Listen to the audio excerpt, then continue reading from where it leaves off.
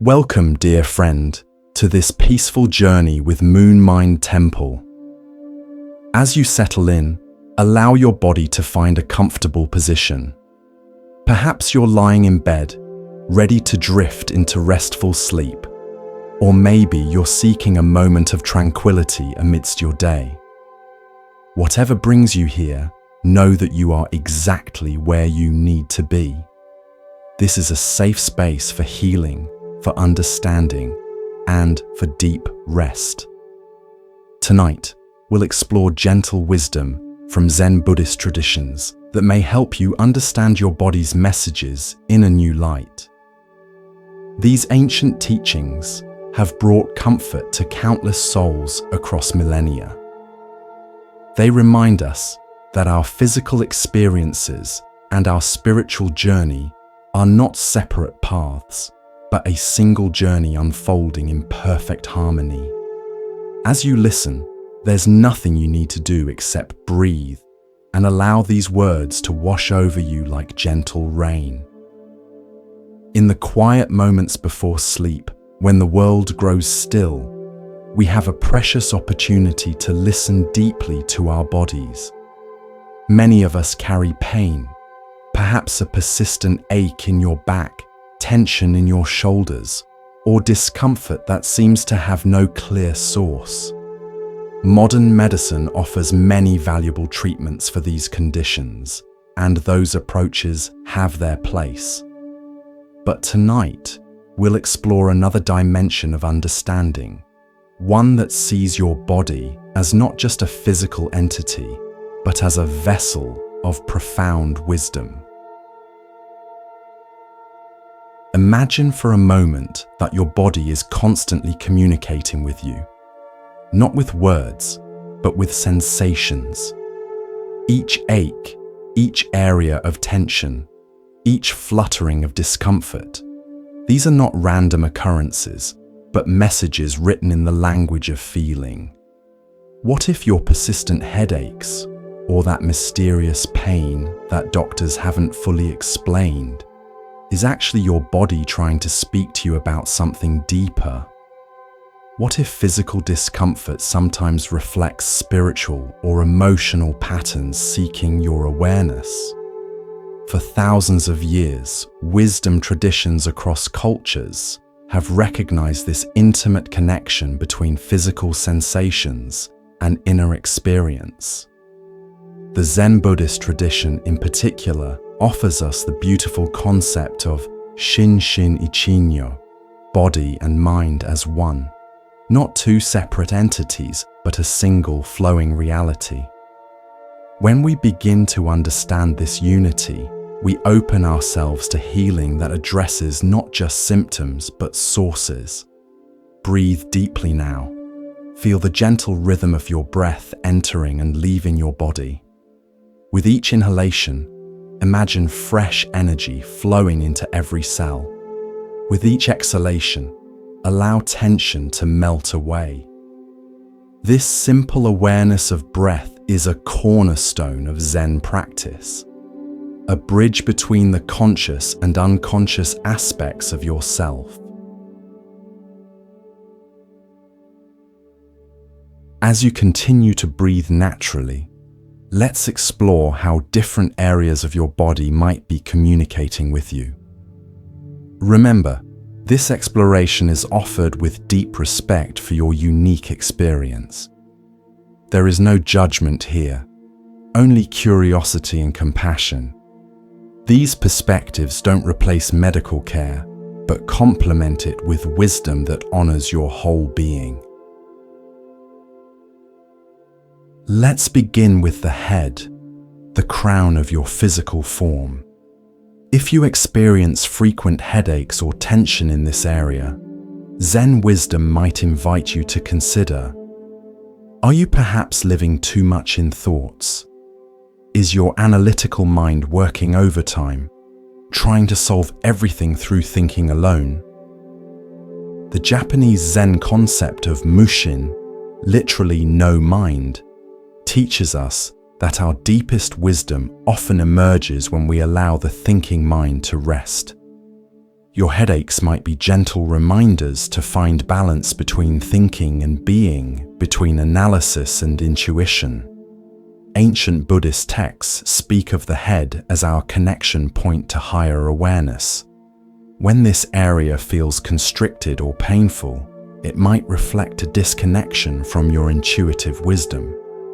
Perhaps your body is inviting you to trust something beyond thoughts, the knowing that resides in silence, in presence, in the spaces between your busy thoughts. With each breath now, imagine soothing energy flowing into your head region. You don't need to change anything or force any particular feeling. Simply allow awareness to rest here with kindness. Sometimes, the simple act of bringing gentle attention to an area of discomfort creates space for natural healing to begin.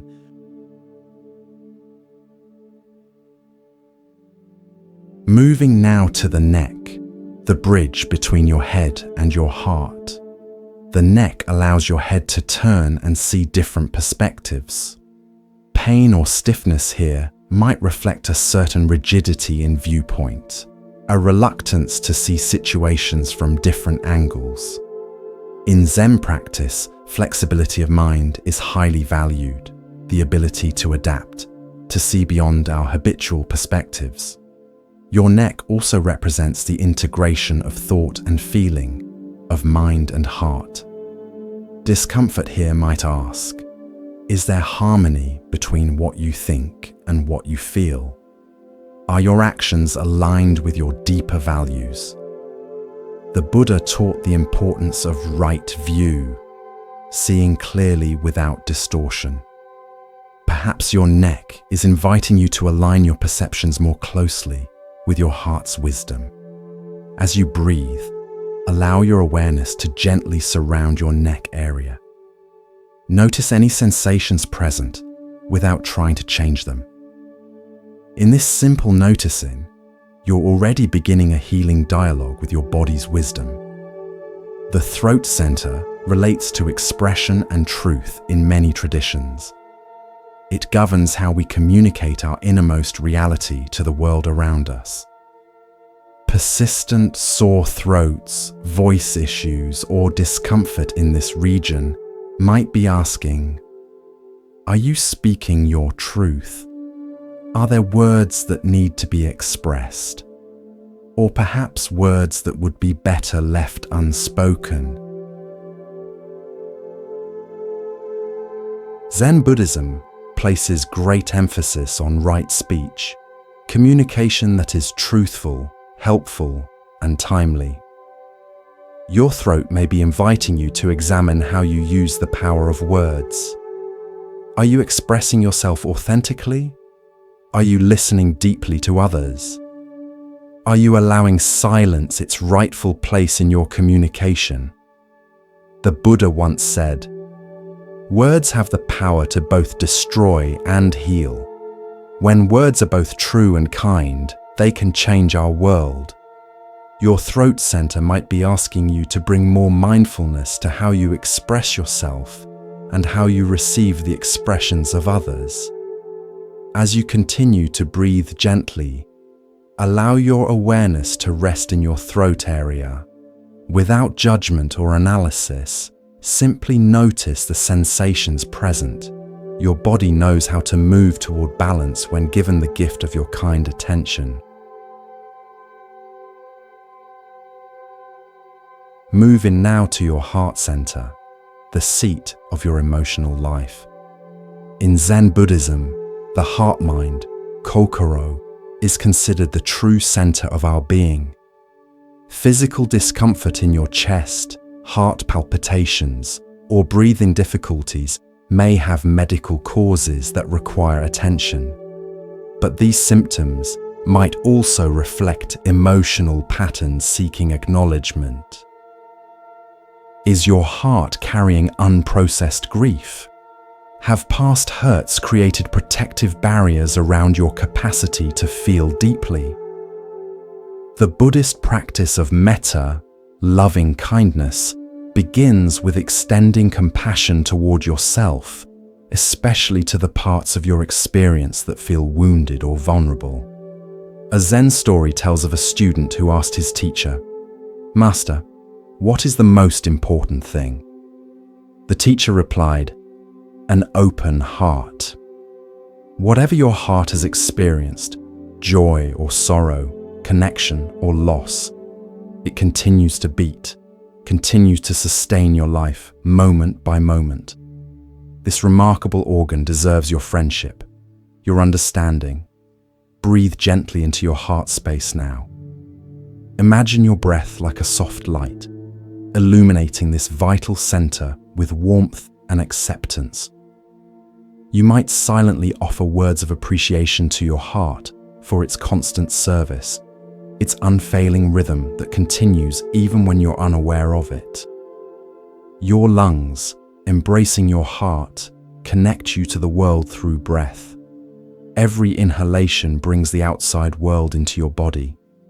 Every exhalation returns something of yourself to the greater whole. Breathing difficulties might reflect not just physical conditions, but also our relationship with receiving and giving, with allowing life to flow through us without restriction. Zen meditation begins and ends with awareness of breath, not controlling it, not forcing it, but simply witnessing its natural rhythm. This witnessing itself can bring profound relaxation as your nervous system recognizes that all is well, that you are safely held in the embrace of the present moment. Take several deep, nourishing breaths now. Feel how your entire torso expands to receive the breath, then naturally releases it. This rhythm has been with you since your first moment of life and will remain until your last. It is perhaps the most fundamental meditation, this simple attention to the miracle of breathing. Moving now to your digestive system, the region that processes what you take in from the world. Stomach discomfort, digestive issues, or imbalances in this area are incredibly common in our modern life. Beyond physical causes like diet and bacteria, this region often reflects our relationship with experience itself, how we digest life's events. Zen practice includes mindful eating, paying full attention to the taste, texture, and nourishment of food. This mindfulness naturally extends to how we consume everything: information, relationships, material possessions. Your digestive system might be asking, what am I struggling to process or accept? Am I taking in more than I need, not just food, but stimulation, information, or emotional intensity? The Buddha taught the middle way, a path of moderation between extremes.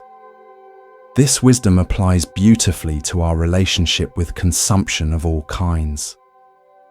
Perhaps your digestive system is inviting you toward greater balance, toward taking in just what serves your highest good. As you breathe, allow awareness to gently surround your stomach and intestines.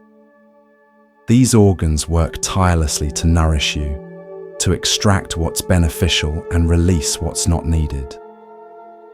In their wisdom is a powerful metaphor for living. Receive what serves you, let go of what doesn't, all with equanimity and trust in the process. The liver, in both Eastern and Western traditions, is associated with processing emotions, particularly anger, frustration, and resentment. When these emotions become chronic or remain unexpressed, they can affect the function of this vital organ. Liver issues might be asking, where am I holding on to anger? What resentments am I carrying that are ready to be released? The Buddhist practice of forgiveness is not about condoning harmful actions, but about freeing yourself from the burden of carrying resentment. This doesn't mean suppressing legitimate feelings or pretending all is well when it isn't. Rather, it means acknowledging the full truth of your experience while choosing not to be defined or limited by past hurts. Thich Nhat Hanh, the beloved Zen master, offers this wisdom. Holding on to anger is like grasping a hot coal with the intent of throwing it at someone else. You are the one who gets burned. Your liver might be inviting you to examine where you can release emotional burdens that no longer serve you. Breathe gently, allowing awareness to rest in the area of your liver. This remarkable organ performs hundreds of essential functions to maintain your health. It deserves your friendship, your understanding, and the gift of emotional balance that comes from processing feelings as they arise rather than storing them. Your kidneys, according to many healing traditions, relate to our most fundamental fears, particularly fears around survival and security. These vital organs filter your blood, maintaining the delicate balance of fluids and minerals that sustain your life. When kidney function is compromised, it might reflect deeper patterns of fear or anxiety that have become chronic. Zen Buddhism offers us the concept of non-fear, not as the absence of fear, but as the capacity to be with fear without being controlled by it. Fear arises naturally in certain situations as a protective mechanism. The suffering comes not from the fear itself, but from our resistance to it, our identification with it, our belief that we are our fears.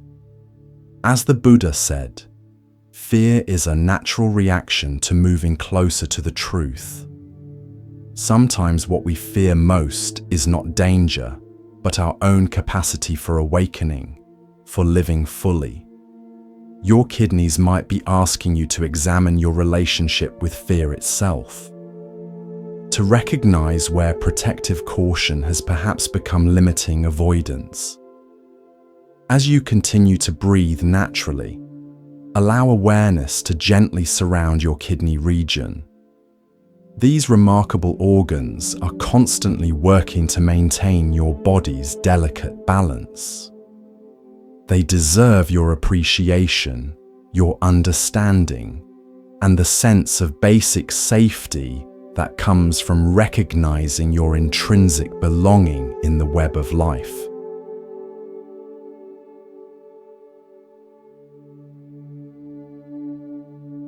Moving to your lower abdomen, the region associated in many traditions with creativity, vitality, and procreative energy.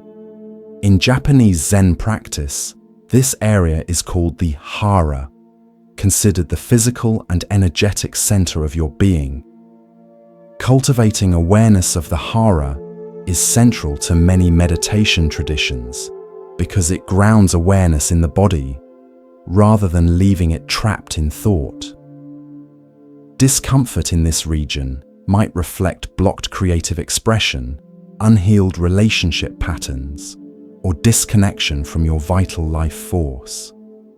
This area might be asking, have I honored my creative impulses?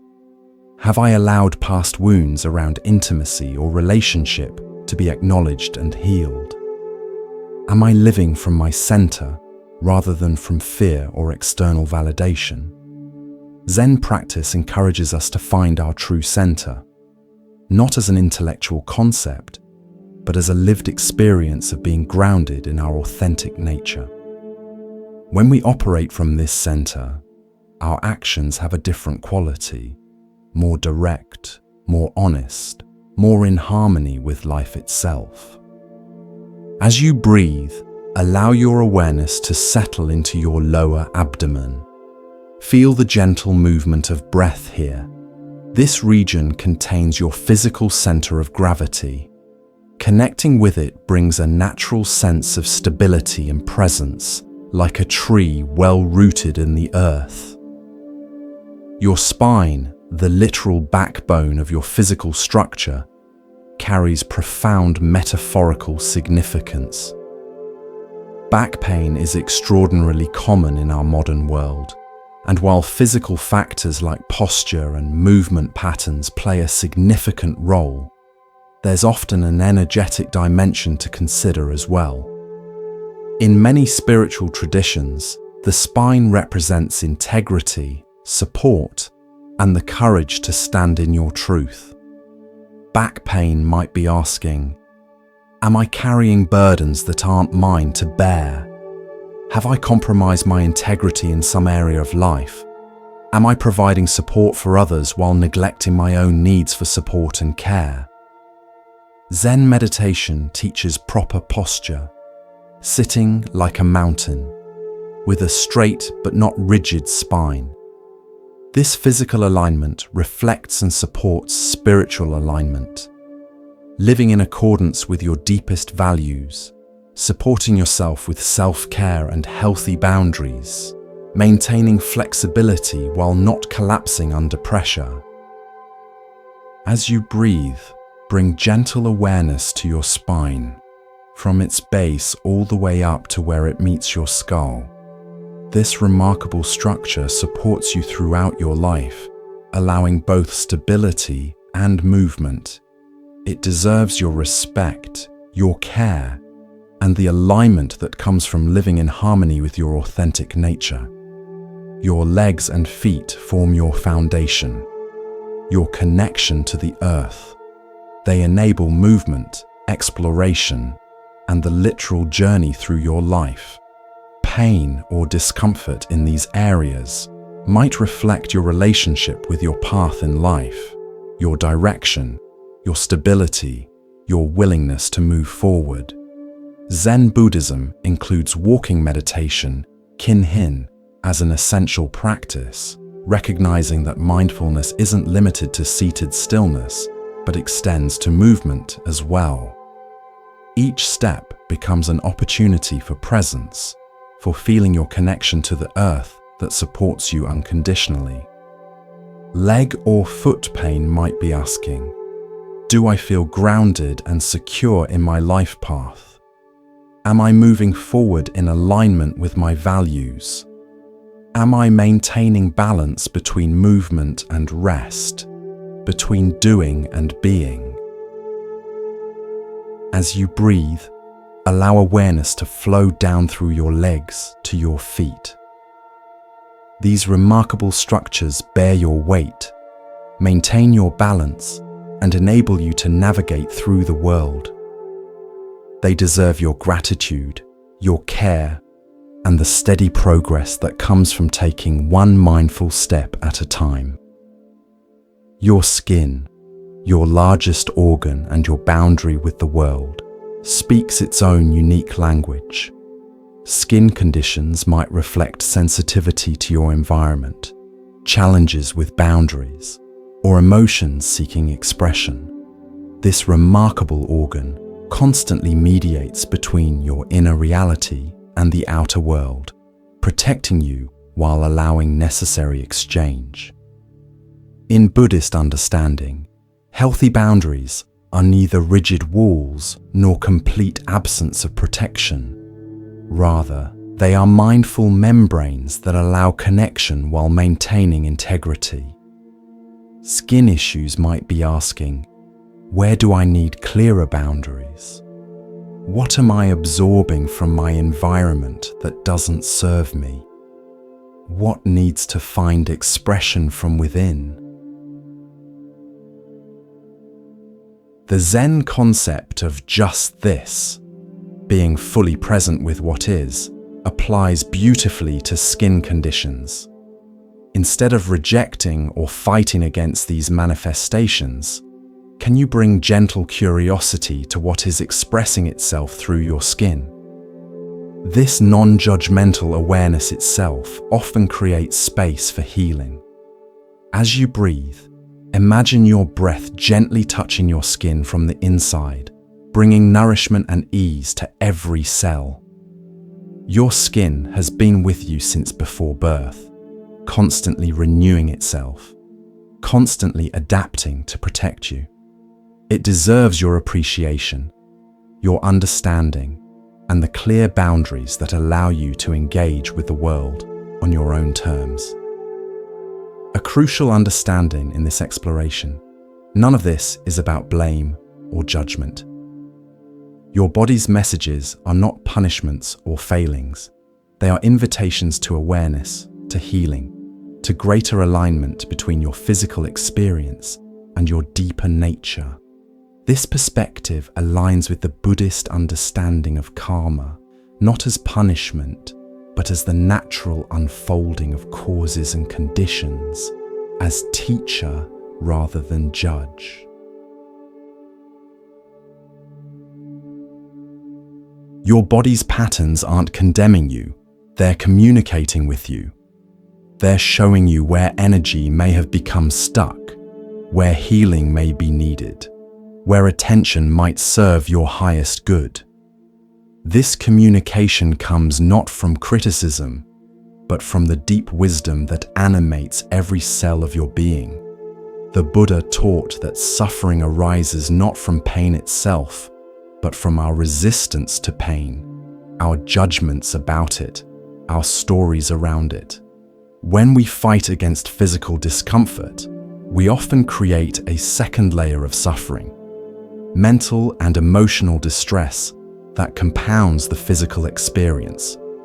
Zen practice offers the radical alternative of being present with sensation just as it is, neither pushing it away nor becoming identified with it.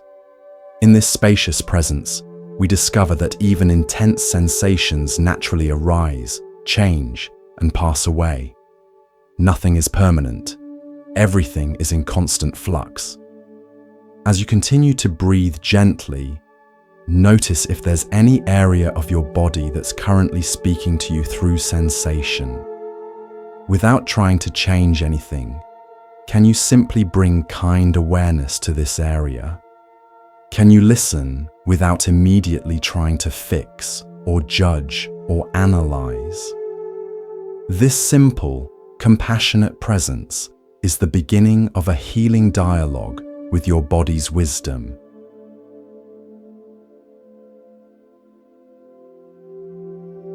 Now, let's explore some practical approaches for working with your body's messages, drawing from Zen Buddhist traditions while honoring your unique experience. First, the practice of deep listening. Before rushing to silence symptoms, pause and create space to receive their communication. This doesn't mean ignoring medical care. It means complementing it with inner awareness. Zen offers the practice of the body scan, moving your attention slowly through your body with friendly curiosity, noting sensations without judgment. This simple practice can reveal insights that thinking alone cannot access. Try it now if you wish. Starting at the crown of your head, allow your awareness to slowly move downward. Forehead, eyes, cheeks, jaw, neck, shoulders, and onward through your body. At each area, simply notice what sensations are present. No need to change anything, just acknowledging what is here. This kind of embodied awareness brings you into direct contact with your present experience rather than conceptual ideas about your body. From this direct contact, wisdom naturally arises, not as thought, but as intuitive knowing.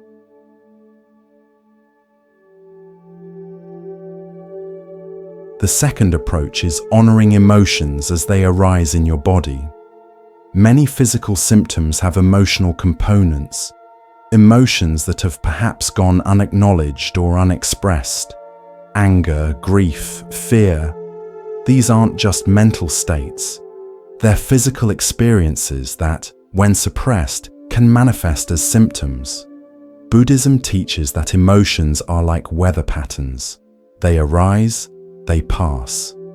The suffering comes not from having emotions, but from either clinging to pleasant ones or rejecting uncomfortable ones. Practice acknowledging all emotional states with equanimity, recognizing their temporary nature.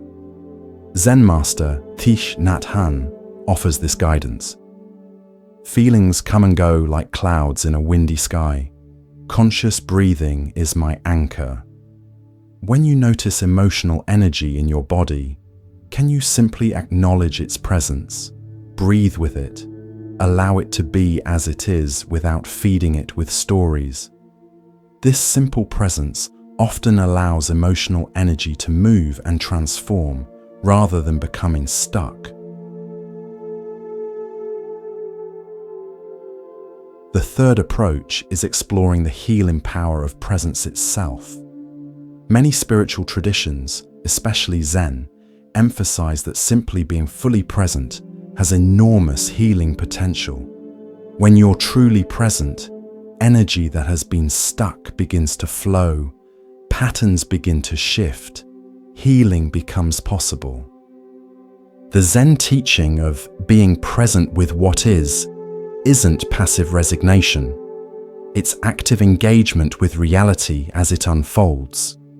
This presence itself can be deeply healing for body and spirit alike. Practice bringing your full attention to this moment, not divided between past and future, not fragmented among many concerns, but fully here with what is.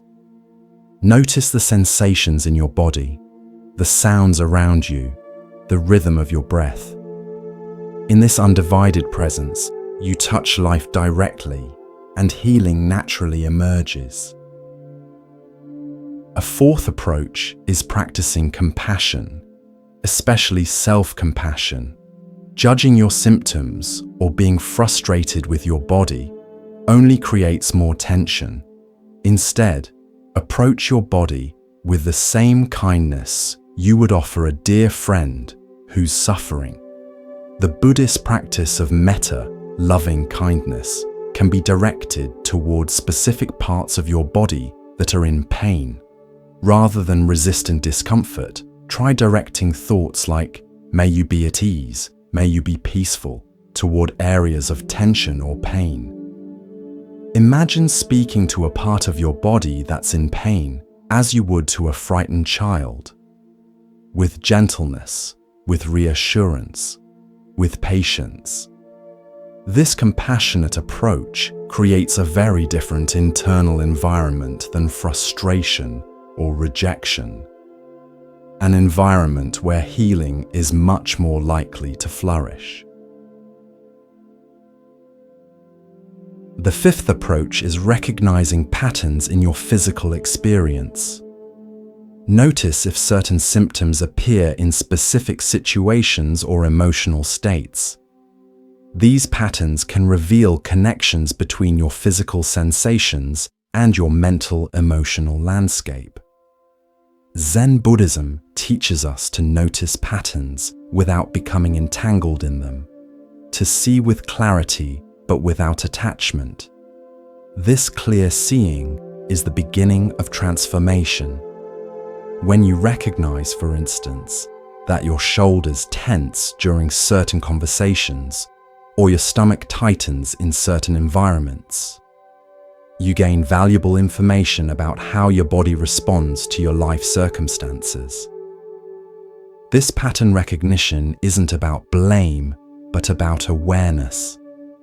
When you see clearly how various factors influence your physical experience, you gain the freedom to make different choices, choices that support your well-being rather than compromise it. As you continue to breathe gently, reflect on whether you've noticed any patterns in your body's responses to different situations in your life. This reflection isn't about analysis, but about allowing insight to emerge naturally from your lived experience. The sixth approach is working with qualified practitioners who understand the body-mind-spirit connection. From skilled acupuncturists to somatic therapists to energy workers, many modalities recognize and work with this holistic understanding of health. Remember the Buddhist middle way, avoiding extremes of either rejecting conventional medicine or relying solely on spiritual explanations. Wisdom lies in integration, in both, and rather than either-or thinking. Your healing journey may include various approaches that complement each other, each addressing different aspects of your whole being. Finally, understand that healing is a journey, not a destination. Your body's language will evolve as you evolve. New sensations may arise not as setbacks, but as signs of deeper layers ready to be addressed. The Zen concept of beginner's mind applies beautifully here, approaching each day, each sensation, each practice with fresh eyes, without assumptions about what it should be. This openness itself creates space for healing to unfold in its own unique way. Your body is not your enemy. It's not punishing you. It's your most loyal companion, constantly communicating, constantly seeking harmony. Even chronic pain, even serious illness, contains within it seeds of wisdom if we're willing to listen with patience and kindness. As you continue to breathe gently, allow a sense of appreciation to fill you for this remarkable body that carries you through life. Whatever its current condition, whether vibrant with health or challenged by illness or pain, it serves you with incredible intelligence and resilience. It deserves your friendship, your understanding, and your partnership in the journey toward wholeness. The Buddha taught that understanding comes not from thinking about reality, but from direct experience of it. Your body offers you this direct experience, moment by moment. The truth of sensation, rather than the stories about sensation.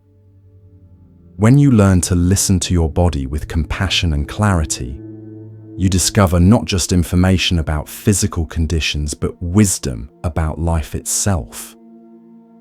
As this exploration continues, remember that there's no rush, no destination to reach. Healing unfolds in its own time, in its own way. Your role is simply to create the conditions where healing can flourish.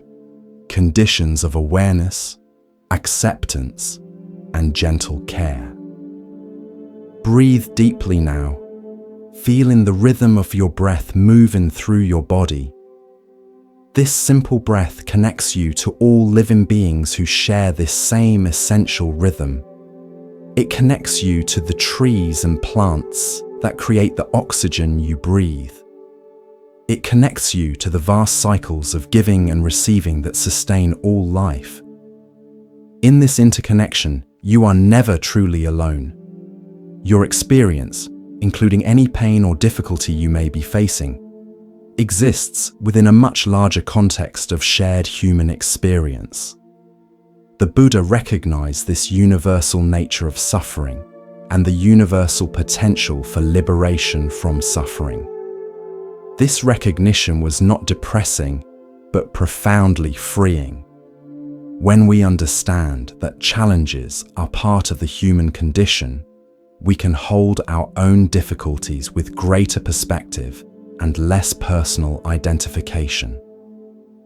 As you listen to these words, perhaps beginning to drift towards sleep, know that the wisdom we've explored continues to work in you even beyond conscious awareness. The seeds of healing are planted not just in your thinking mind, but in the deeper soil of your being. These seeds will grow in their own time, in their own way, bringing fruit that may surprise and delight you as your journey unfolds.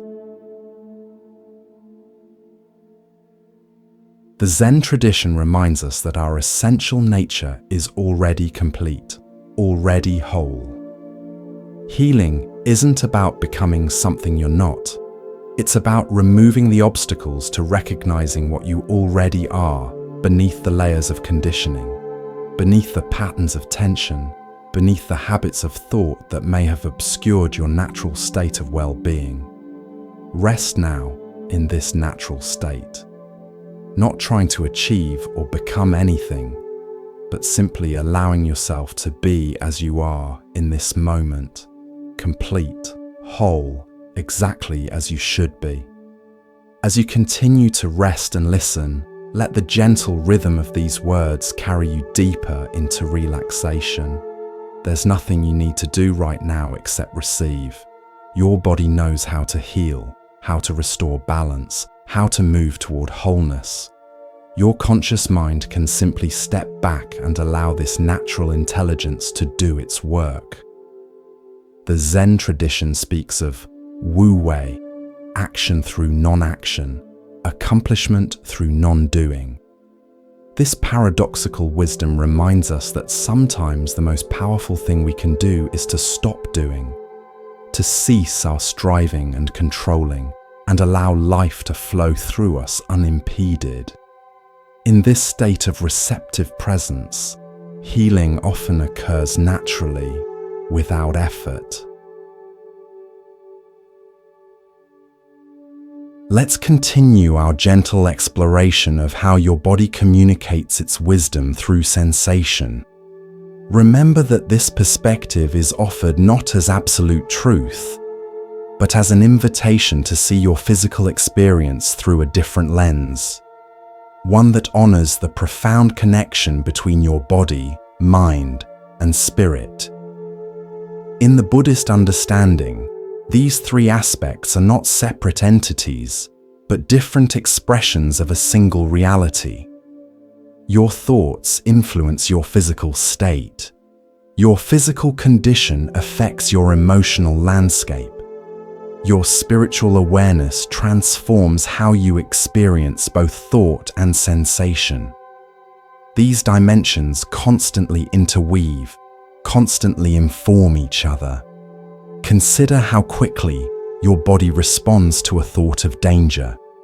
Your heart rate increases, your muscles tense, your breathing changes. These physical responses happen automatically, without conscious direction. Similarly, when you're physically ill or in pain, your thoughts and emotions are affected. This intimate connection works in all directions, creating a dynamic system that's constantly seeking balance.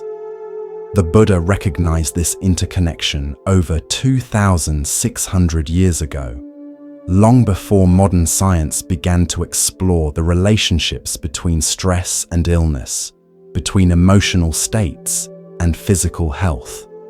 This ancient wisdom doesn't contradict medical understanding, but complements it, adding dimensions of awareness that purely physical explanations might overlook. Let's explore more deeply how this understanding might illuminate your experience of pain or physical discomfort. Pain itself is not the enemy in the Buddhist view. Pain is simply information, the body's signal that something needs attention. The suffering arises not from the pain itself, but from our resistance to it, our fear of it, our stories about what it means. Imagine touching a hot stove. The immediate pain causes you to withdraw your hand, protecting you from further injury. This pain serves a vital purpose. It's a messenger carrying important information.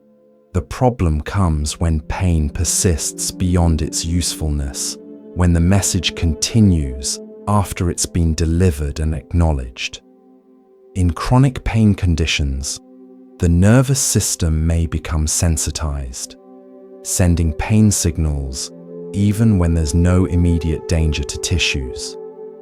Modern pain science recognizes this phenomenon, that persistent pain often reflects altered nervous system function rather than ongoing tissue damage. The pain is real, intensely so, but its meaning may be different than an acute injury. Zen practice offers powerful approaches for working with persistent pain. Instead of fighting against pain or becoming identified with it, we learn to observe it with spacious awareness. We notice its qualities, its location, intensity, texture. We notice how it changes moment by moment, rather than seeing it as solid or permanent.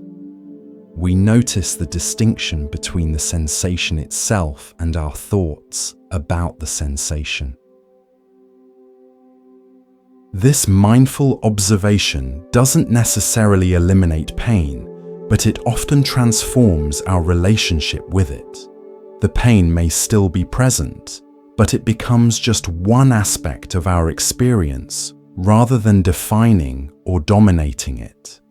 Many people discover that when they stop fighting against pain, it somehow becomes more manageable, less overwhelming. The Buddha offered a powerful teaching through the metaphor of two arrows. The first arrow is the unavoidable pain of life, the physical sensations that arise from illness, injury, or aging. The second arrow is what we add to that experience through resistance, judgment, or fear. While we may not always be able to avoid the first arrow, we can learn not to shoot ourselves with the second. As you continue to breathe gently, notice if there's any area of discomfort in your body right now. Without trying to change this sensation, can you simply observe it with kind attention? Notice its qualities, its boundaries, how it might shift as you breathe with it. This simple, non-reactive observation is the beginning of transforming your relationship with pain. Another dimension of understanding pain comes from recognizing patterns that may connect physical sensations with emotional states or life circumstances. These connections aren't about blame, they're about awareness, about recognizing the wholeness of your experience rather than fragmenting it into separate categories. For example, many people notice that stress manifests in predictable physical ways, perhaps as tension in the shoulders, tightness in the jaw, or discomfort in the stomach. These physical expressions of stress aren't imaginary or just psychological. They're real bodily responses to emotional states. Understanding these patterns gives you valuable information about how your unique system responds to different life conditions. Similarly, physical illness or injury affects your emotional landscape. Anyone who has experienced significant pain knows how it can influence mood, patience, and perspective. Again, these emotional responses aren't weakness or failure.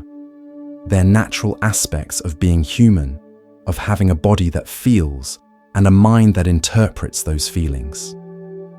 The Zen approach invites us to see these interconnections not as problems, but as expressions of our wholeness. Rather than trying to isolate physical symptoms from emotional states, we can acknowledge how they flow into and inform each other. This integrated understanding often opens new possibilities for healing that addressing only the physical dimension might miss. As you listen to these words, perhaps growing drowsy as sleep approaches, know that this wisdom continues to work in you beyond conscious awareness. Your deeper mind receives and integrates these perspectives, allowing new understandings to emerge in their own time, in their own way. Now, let's explore some specific areas of the body and how they might communicate through sensation, drawing from both Buddhist tradition and contemporary understanding of mind-body connection.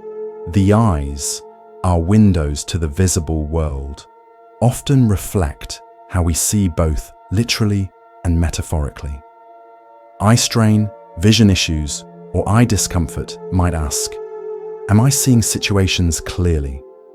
Is there something I'm refusing to see? Am I overexposed to stimulation without sufficient rest? The Buddha spoke of right view as the first aspect of the Eightfold Path, seeing reality clearly without distortion from fear, desire, or ignorance. Your eyes might be inviting you to examine how you perceive your life circumstances, to question whether your view is clouded by judgments or projections. Zen meditation often includes periods of keeping the eyes slightly open, gazing softly downward, neither shutting out the world nor fixating on visual objects. This middle way of seeing mirrors the balanced awareness that sees reality neither through rose-colored glasses nor through the lens of cynicism, but with clear, compassionate recognition of what is. As you breathe, allow your eyes to rest, perhaps gently closed if you're preparing for sleep. These remarkable organs that have shown you countless images deserve periods of darkness, of rest from constant stimulation. In this restful darkness, a different kind of seeing can emerge. The inner vision that perceives not through physical light, but through the light of awareness itself. The ears, our connection to the world of sound, may communicate through conditions like tinnitus, sensitivity to noise, or frequent ear infections. These symptoms might ask, what am I hearing or not hearing? Am I listening to my inner wisdom? Am I overwhelmed by external noise without sufficient silence? Zen practice places great value on deep listening, not just to external sounds, but to the subtle voices of intuition, of conscience, of the heart's knowing. True listening happens not just with the ears, but with our entire being, a receptive presence that takes in not just words, but the spaces between words, not just sounds, but the silence from which all sound emerges. The Buddha encouraged his disciples to listen with full attention, without planning their response, while another was speaking. This complete listening creates a very different quality of understanding than the partial attention we often give, while our minds are already formulating replies. As you breathe, allow your awareness to rest in your ears, in the sensations of hearing. Notice the sounds around you without labeling or judging them. Even if you're in a quiet environment, there are likely subtle sounds, the whisper of your breath, distant environmental noises, the gentle rushing of blood in your ears. This simple attention to hearing can bring you deeply into the present moment, into direct contact with life as it unfolds now.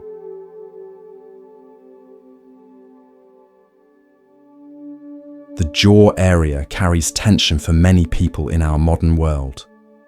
Clenching, grinding, TMJ pain.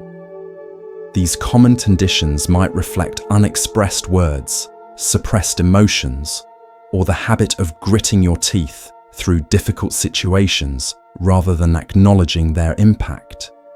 In Zen temples, meals are eaten in silence, with full attention to the act of chewing, tasting, swallowing. This mindful eating naturally relaxes the jaw, allowing it to perform its function without the added tension of rushing or unconscious stress. Your jaw might be inviting you to bring this kind of mindful attention to how you receive nourishment, how you process experience, how you express or withhold expression. As you breathe, allow your awareness to rest in your jaw area. Notice if there's tension here, and without trying to force relaxation, simply invite softening with your attention. The hinge of your jaw is designed to move freely, to open and close without strain. Remembering this natural capacity for ease can itself invite a letting go of unnecessary tension.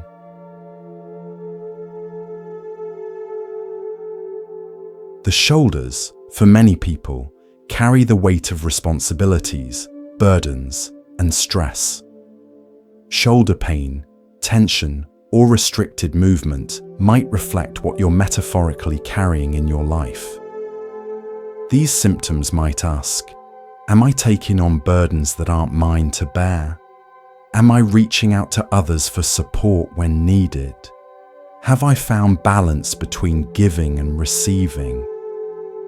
Zen practice emphasizes the importance of understanding our true responsibility, what genuinely belongs to us to carry and what doesn't. The Buddha taught that we are responsible for our own actions and their consequences, but not for controlling outcomes beyond our influence.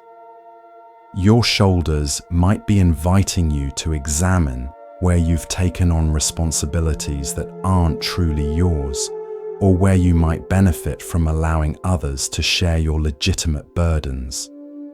A beautiful Zen saying reminds us, before enlightenment, chop wood, carry water. After enlightenment, chop wood, carry water. Our responsibilities don't disappear with spiritual awareness, but our relationship to them transforms.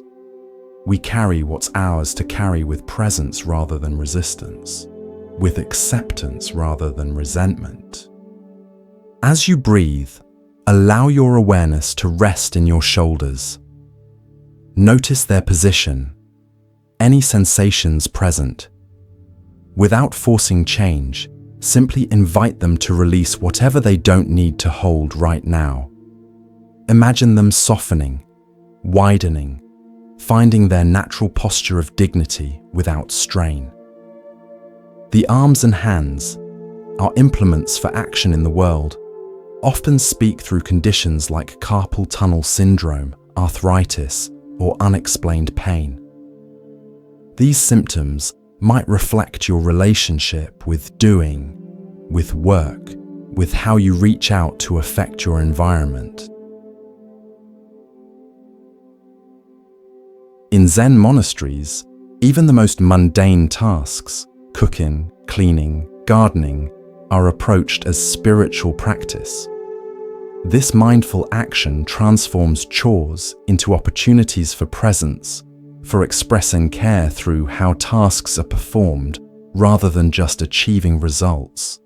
Your arms and hands might be inviting you to bring this quality of presence to your daily activities, to value process as much as outcome. The Buddhist concept of right action encourages us to consider not just what we do, but how and why we do it.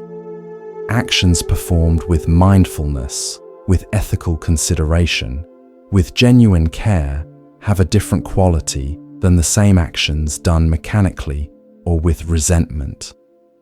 This difference is felt not just by others, but in our own bodies.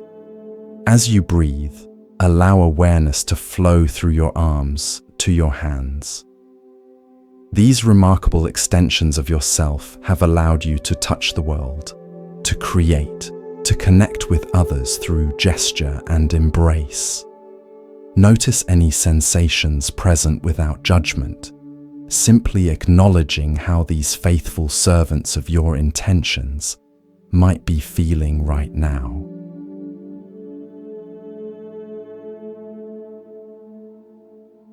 The chest and ribs create a protective cage around your vital organs, while also allowing the essential movement of breath.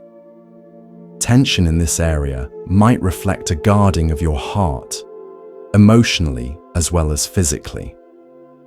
These symptoms might ask, where have I created barriers around my emotional vulnerability? Am I allowing my breath, my life force, to flow freely? Is there grief or other emotion being held in this region? Zen practice includes conscious breathing that gently expands the rib cage in all directions, front, sides, and back.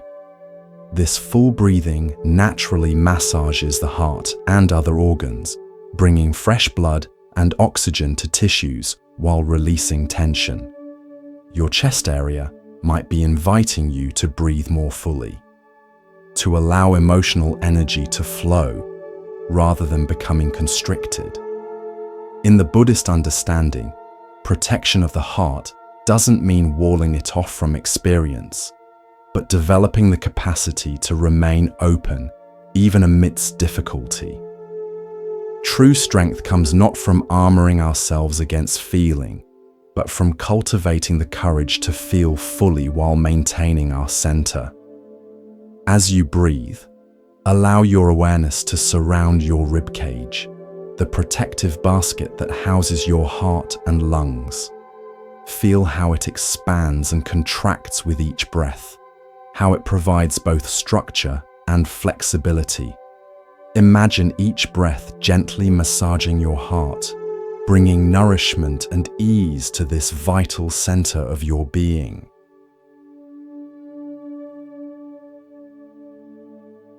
The upper back between the shoulder blades often carries tension related to emotional support and heart protection. Discomfort here might reflect feeling unsupported, carrying hidden burdens, or bracing yourself against vulnerability. This area might ask, where do I need more support in my life? Am I allowing myself to receive care as well as give it? What am I protecting my heart from experiencing? In Zen archery, the area between the shoulder blades is considered crucial for proper form. When there's tension here, the arrow cannot fly true. Similarly, when this area is constricted emotionally, our actions may not align with our true intentions. Your upper back might be inviting you to examine where you're bracing against life, rather than flowing with it. The Buddha spoke of dependent origination, the understanding that nothing exists in isolation, that all beings and phenomena arise in relationship to countless supporting conditions. This teaching reminds us that seeking support isn't weakness, but recognition of our interconnectedness. Just as trees with the deepest roots can grow the tallest, humans with the strongest support systems can reach their fullest potential. As you breathe, bring gentle awareness to the space between your shoulder blades. Notice any sensations present. Without forcing change, simply invite this area to soften, to receive the support of whatever surface you're resting on. This region deserves to feel held, to release the vigilance of constant self-protection. The middle back supports your upper body while allowing movement in multiple directions. Pain here might reflect feeling caught in the middle of conflicting demands, carrying financial or material burdens, or lacking flexibility in your approach to life challenges.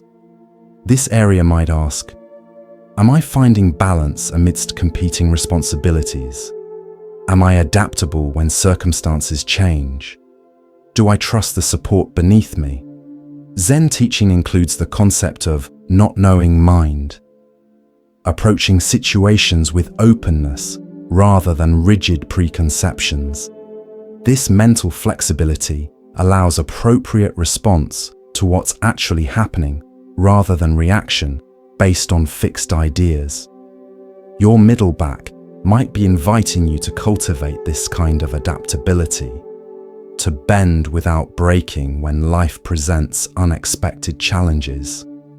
The parable of the bamboo illustrates this wisdom beautifully. The bamboo bends low under the weight of heavy snow, allowing the snow to slide off rather than accumulating until the branch breaks.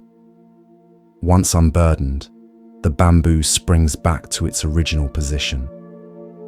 This yielding strength, different from either rigid resistance or collapse, exemplifies the middle way that Buddhism recommends.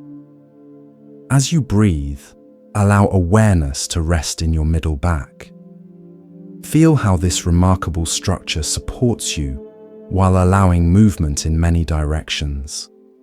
Notice any areas of tension or discomfort without judgment, simply acknowledging what is present while inviting natural ease to return in its own time. The abdomen, the soft, vulnerable center of your physical body, holds many of your vital organs and digestive functions. Beyond the digestive aspects we explored earlier, this region also relates to your core sense of safety, stability, and intuitive knowing. Tension or pain here might reflect feeling unsafe, ungrounded, or disconnected from your instinctual wisdom. In many meditation traditions, including Zen, practitioners are encouraged to focus attention on the lower abdomen, the hara, as a way of centering awareness in the body rather than leaving it scattered among thoughts. This embodied presence brings a natural sense of groundedness, of being fully here rather than lost in concept or speculation. Your abdominal region might be asking, do I feel fundamentally safe in my existence? Am I connected to my intuitive knowing, my gut feelings? Have I created a stable center from which to engage with life's challenges? The Buddha taught the importance of establishing a firm foundation for practice, like a house built on solid ground rather than shifting sand. This foundation includes both external conditions like basic security and internal qualities like ethical integrity. When we feel fundamentally unsafe, it's difficult to open to the fuller dimensions of our experience. As you breathe, allow your awareness to rest in your abdomen. Feel how this area softens and expands with each inhalation, gently contracts with each exhalation. This natural movement connects you to the most basic rhythm of life, the constant exchange of receiving and releasing, taking in and letting go. As your abdomen softens, you may notice a deeper sense of being at home in your body, of belonging exactly where you are. The hips and pelvis form the basin that holds your lower organs and connects your upper body to your legs. This region relates to movement, stability, and in many traditions, to creative and sexual energy. Pain or tension here might reflect resistance to change, old emotional trauma being held in these tissues, or disconnection from your creative life force. In Zen walking meditation, practitioners are taught to move from the center of the pelvis, allowing the legs to swing naturally from this stable core. This centered walking brings a quality of dignity, of groundedness, of being moved from within, rather than pushing forward through willpower alone. Your hip region might be inviting you toward this kind of centered movement through life, neither rushing ahead of yourself nor holding back from full engagement. The Buddhist understanding of impermanence reminds us that everything is in constant flow, constant change. Resistance to this fundamental reality creates tension. Acceptance allows graceful movement with the ever-changing currents of life. Your hips might be asking you to examine where you're resisting necessary change or movement in your life journey. As you breathe, allow awareness to surround your hip region. Notice the weight of your pelvis against whatever surface is supporting you. Feel the natural heaviness here, the way this area grounds you while also enabling movement.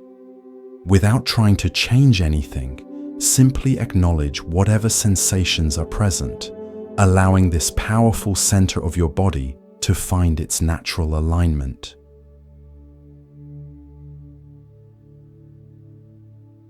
The lower back, a vulnerable area for many people in modern life, supports your upper body while connecting to your pelvis and legs. Pain here often reflects feeling unsupported in fundamental ways, carrying financial or material burdens, or lacking proper foundation in some area of life. This region might be asking, do I have adequate support for my life journey? Am I carrying burdens in isolation that could be shared? Have I created a stable foundation for my endeavors? The Buddha encouraged his followers to seek noble friends, companions on the path who support healthy development, rather than reinforcing harmful patterns. This teaching recognizes that while our spiritual journey is ultimately our own responsibility, supportive relationships create conditions where growth is more likely to flourish. Zen practice includes proper physical support during meditation, a stable cushion or bench that allows the spine to find its natural alignment. This physical support mirrors the importance of creating stable conditions in our lives generally, circumstances that support our well-being rather than undermining it. As you breathe, bring gentle awareness to your lower back. Notice how this region feels right now. Any sensations of tension, discomfort, or ease. Without trying to change anything, simply acknowledge what is present, while allowing this vital supportive structure to be held by whatever surface you're resting on. Sometimes simply recognizing where we need support is the beginning of allowing ourselves to receive it.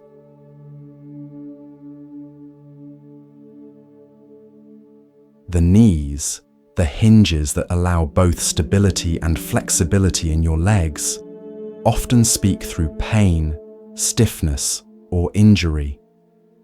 These symptoms might reflect your approach to forward movement in life, your willingness to bend rather than break under pressure, or your balance between determination and surrender. In Zen practice, walking meditation includes mindful attention to the lifting, moving, and placing of each foot. This conscious movement naturally brings awareness to the knees and their remarkable function in enabling both standing firm and fluid motion. Your knees might be inviting you to find this balance in your life approach, knowing when to stand your ground and when to yield, when to persist, and when to adapt. The Buddhist middle way applies beautifully here, finding the balance between extremes, between rigid inflexibility and collapsing without structure. This balance isn't static but responsive, adapting to changing conditions while maintaining integrity. As you breathe, allow awareness to rest in your knee joints. These remarkable hinges have supported you through countless steps, allowed you to sit and rise again, adapted to varying terrains throughout your life journey. Notice any sensations present without judgment, simply acknowledging how these faithful servants of your mobility are feeling in this moment.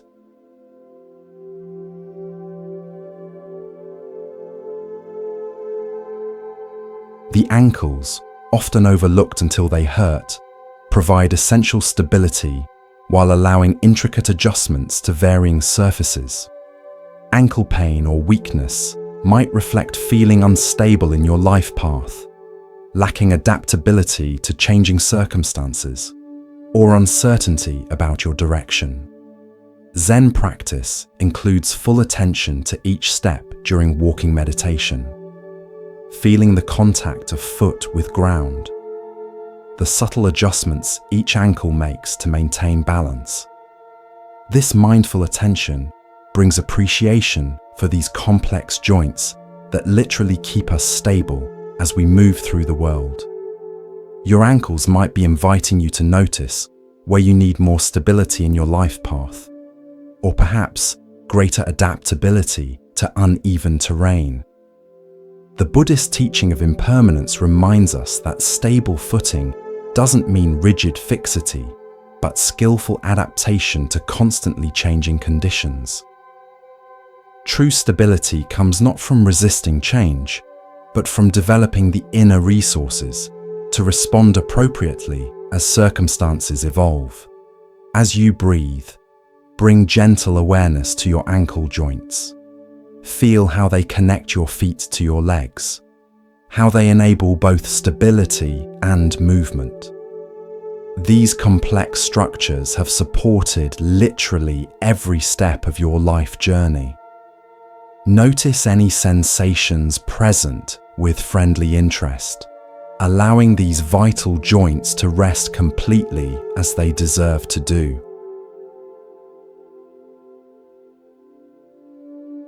The feet, your most direct contact with the earth, carry you through your life journey while constantly adapting to different surfaces and demands. Foot pain, plantar fasciitis, or tension here might reflect your connection to the ground of being, your willingness to move forward on your path, or your fundamental trust in life support.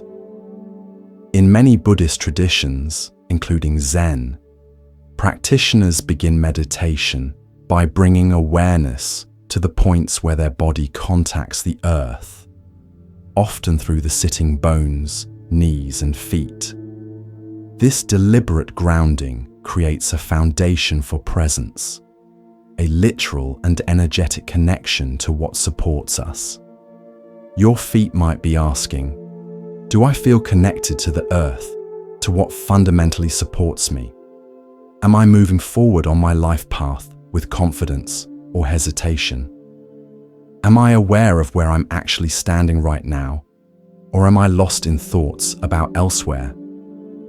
The Buddha encouraged his followers to be islands unto themselves, not in the sense of isolation, but in the sense of finding stability within, rather than constantly seeking it externally.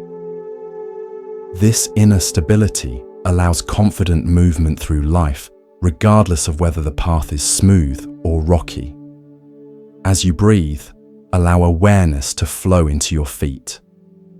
These remarkable structures contain 26 bones each, arranged in arches that distribute your weight and absorb shock with every step. They have carried you faithfully through your entire life.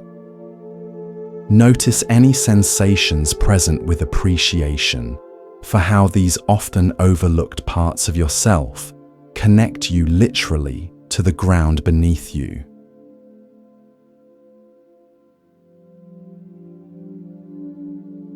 Now, having explored these different regions of your body and how they might communicate through sensation, let's remember again that this understanding isn't about blame or judgment. Your body's messages are not criticisms or failings. They're communications from the deep wisdom that animates every cell. In the Buddhist view, the body itself is neither good nor bad. It simply is what it is, a collection of elements temporarily configured in this particular form. What creates suffering is our relationship with the body, our attachment to how we think it should be, our aversion to how it actually is in this moment, our identification with it as a fixed self rather than a flowing process. Zen practice invites us into a different relationship with our physical form, one of friendly interest rather than judgment, of care without attachment, of inhabiting fully without identification. This relationship allows us to receive the body's wisdom without becoming defined by its temporary conditions. Consider for a moment how your relationship with your body might shift if you viewed it neither as an enemy to be conquered, nor as a deficient object to be fixed, but as a wise friend communicating through the language of sensation. How might your experience of pain or illness transform if you listened to these sensations with curiosity rather than resistance? This shift in perspective doesn't deny the reality of physical suffering or the appropriateness of seeking treatment. Rather, it adds a dimension of understanding that purely mechanical approaches might miss. The recognition that your body's experiences are meaningful, that they exist within the context of your whole life, that they carry information beyond just physical data. The Buddha taught that suffering has causes and conditions. It doesn't arise randomly. When we understand these causes and conditions, we gain the possibility of transformation. Your body's language of sensation offers clues about these causes and conditions, invitations to look more deeply at patterns that may be contributing to your current experience. As you breathe gently, notice if there's any area of your body that's particularly present in your awareness right now. Without analysis or judgment, can you simply acknowledge this area with friendly interest? Can you receive whatever sensation is present as information rather than obstacle?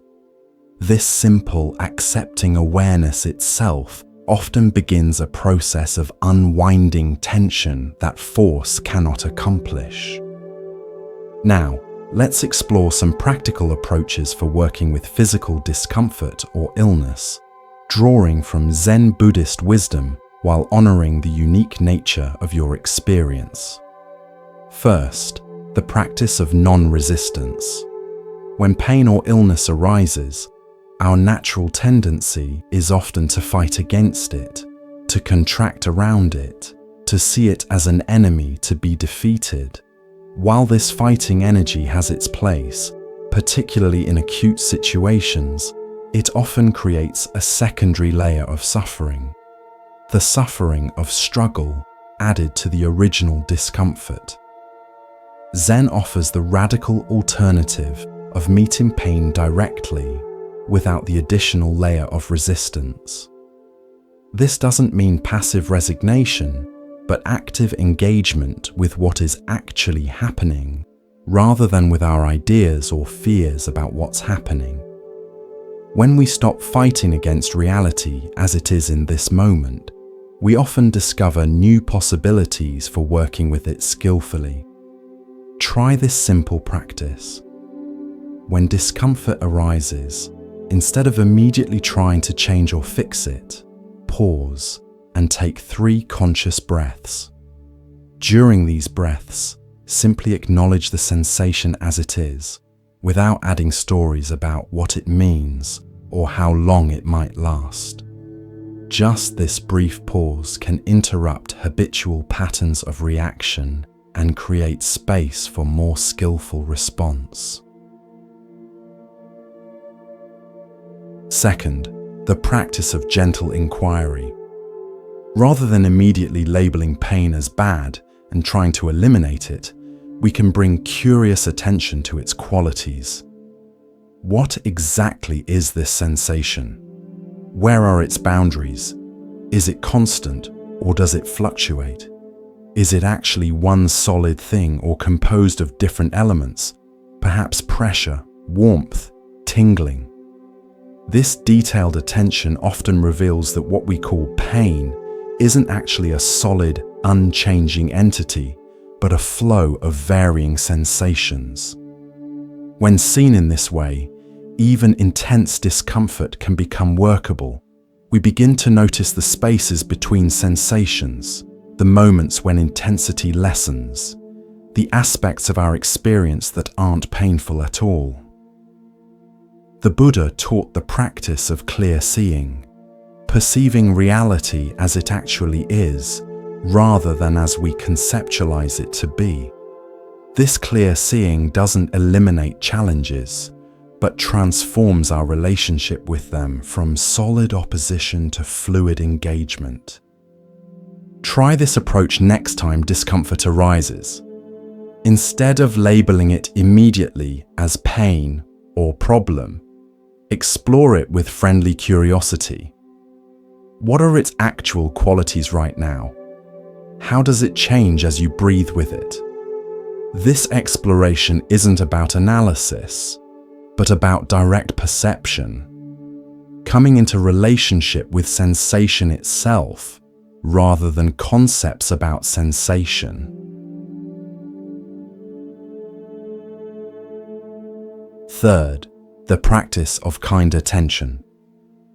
Our habitual tendency with pain is often to meet it with fear, frustration, or rejection. These emotional responses, while completely understandable, often increase both physical tension and mental suffering. What happens when we deliberately bring qualities of kindness and compassion to areas of discomfort? Many people discover that when they stop fighting against pain and instead surround it with gentle attention, the same quality they might offer to a suffering child or animal, something shifts. The sensation itself might not immediately disappear, but their relationship with it transforms, creating space for natural healing processes to operate more effectively. The Buddhist practice of metta, loving kindness, traditionally begins with offering good wishes to oneself. May I be safe, may I be healthy, may I be at ease. This self-compassion isn't selfish but necessary. We cannot authentically extend kindness to others if we're constantly harsh with ourselves. Your areas of physical discomfort deserve this same kindness, not because they're pleasant, but because they're part of your experience right now. Try directing thoughts of kindness toward areas of discomfort. May this area be held in compassion. May ease come to this region in its own time. Notice how this deliberate kindness affects both the physical sensation and your emotional response to it.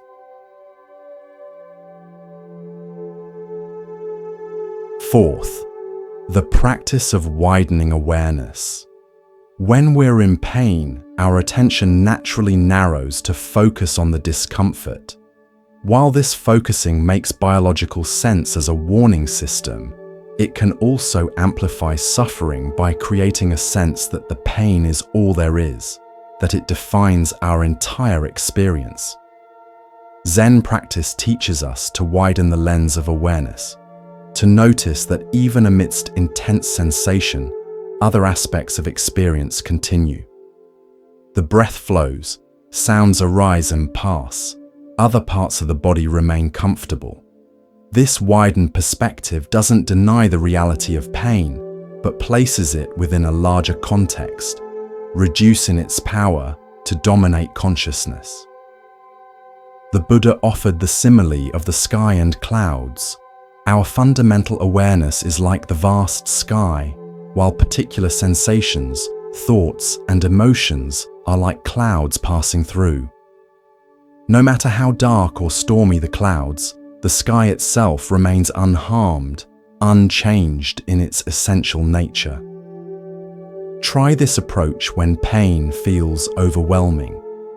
Deliberately notice what else is present in your experience right now. Perhaps sensations of comfort in other areas, perhaps the sound of your breath, perhaps the weight of your body against supporting surfaces. This widened awareness reminds you that pain is something you're experiencing rather than something you are. Fifth, the practice of impermanence. The Buddha identified 3 marks of existence: impermanence, unsatisfactoriness, and non-self.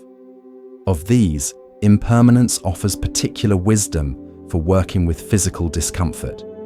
Everything changes, everything flows, nothing remains fixed forever, not even the most intense pain. When we're suffering, time often seems to stop, creating the feeling that this will never end. Yet with careful attention, we can notice that even within pain, there is movement, fluctuation, change. Sometimes the intensity increases, sometimes it decreases. Sometimes the location shifts slightly. These observations remind us viscerally that sensation is a process, not a fixed entity. Zen practice cultivates this awareness of impermanence, not as a philosophical concept, but as lived reality. We notice how each breath is different from the last, how subtle sensations arise and pass moment by moment, how nothing remains exactly the same for even an instant. This direct perception of flow can be profoundly liberating when working with pain or illness. Try bringing awareness to the changing nature of sensation. Notice how discomfort isn't actually static but in constant flux. Even the most persistent pain has moments of greater and lesser intensity, shifts in quality or location. Recognizing this flow doesn't eliminate the sensation, but can transform your relationship with it from solid opposition to fluid acknowledgement.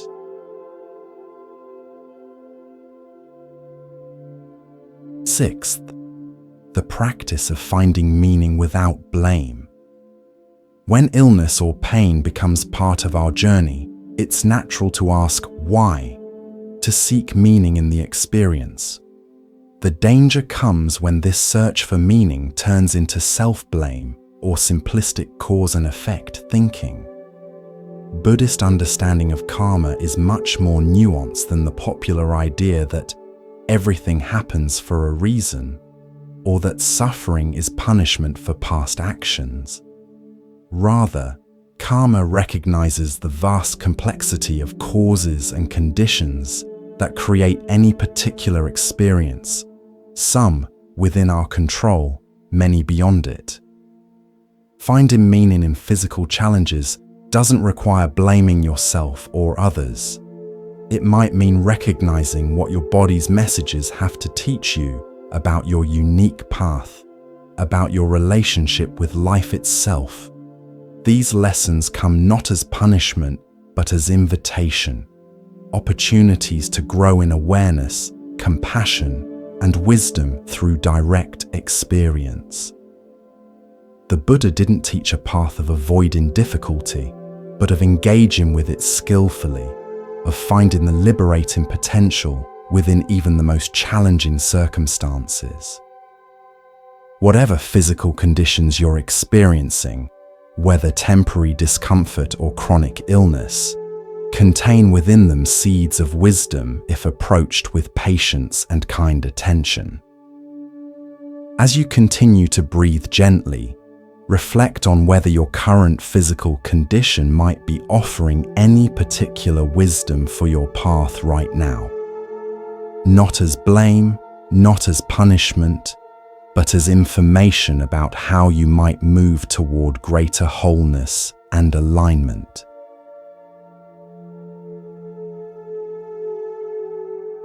Seventh, the practice of appropriate action. While Zen emphasizes acceptance of present reality, this acceptance isn't passive resignation, but the foundation for skillful response. Once we've clearly seen what is, without resistance or denial, we can take whatever actions are appropriate to address suffering. This might mean seeking medical treatment, changing diet or exercise patterns, modifying environmental factors, or adjusting how you use your body in daily activities.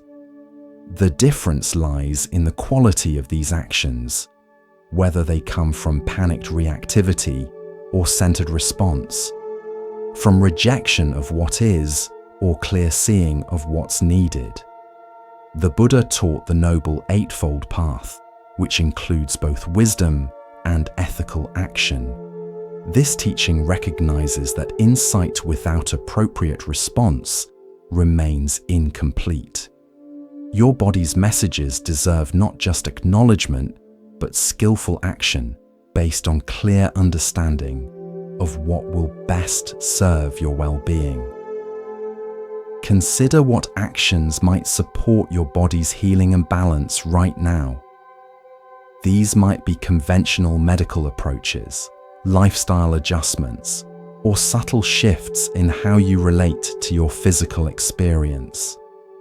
Whatever actions you choose, let them arise from clear seeing rather than fear or compulsion.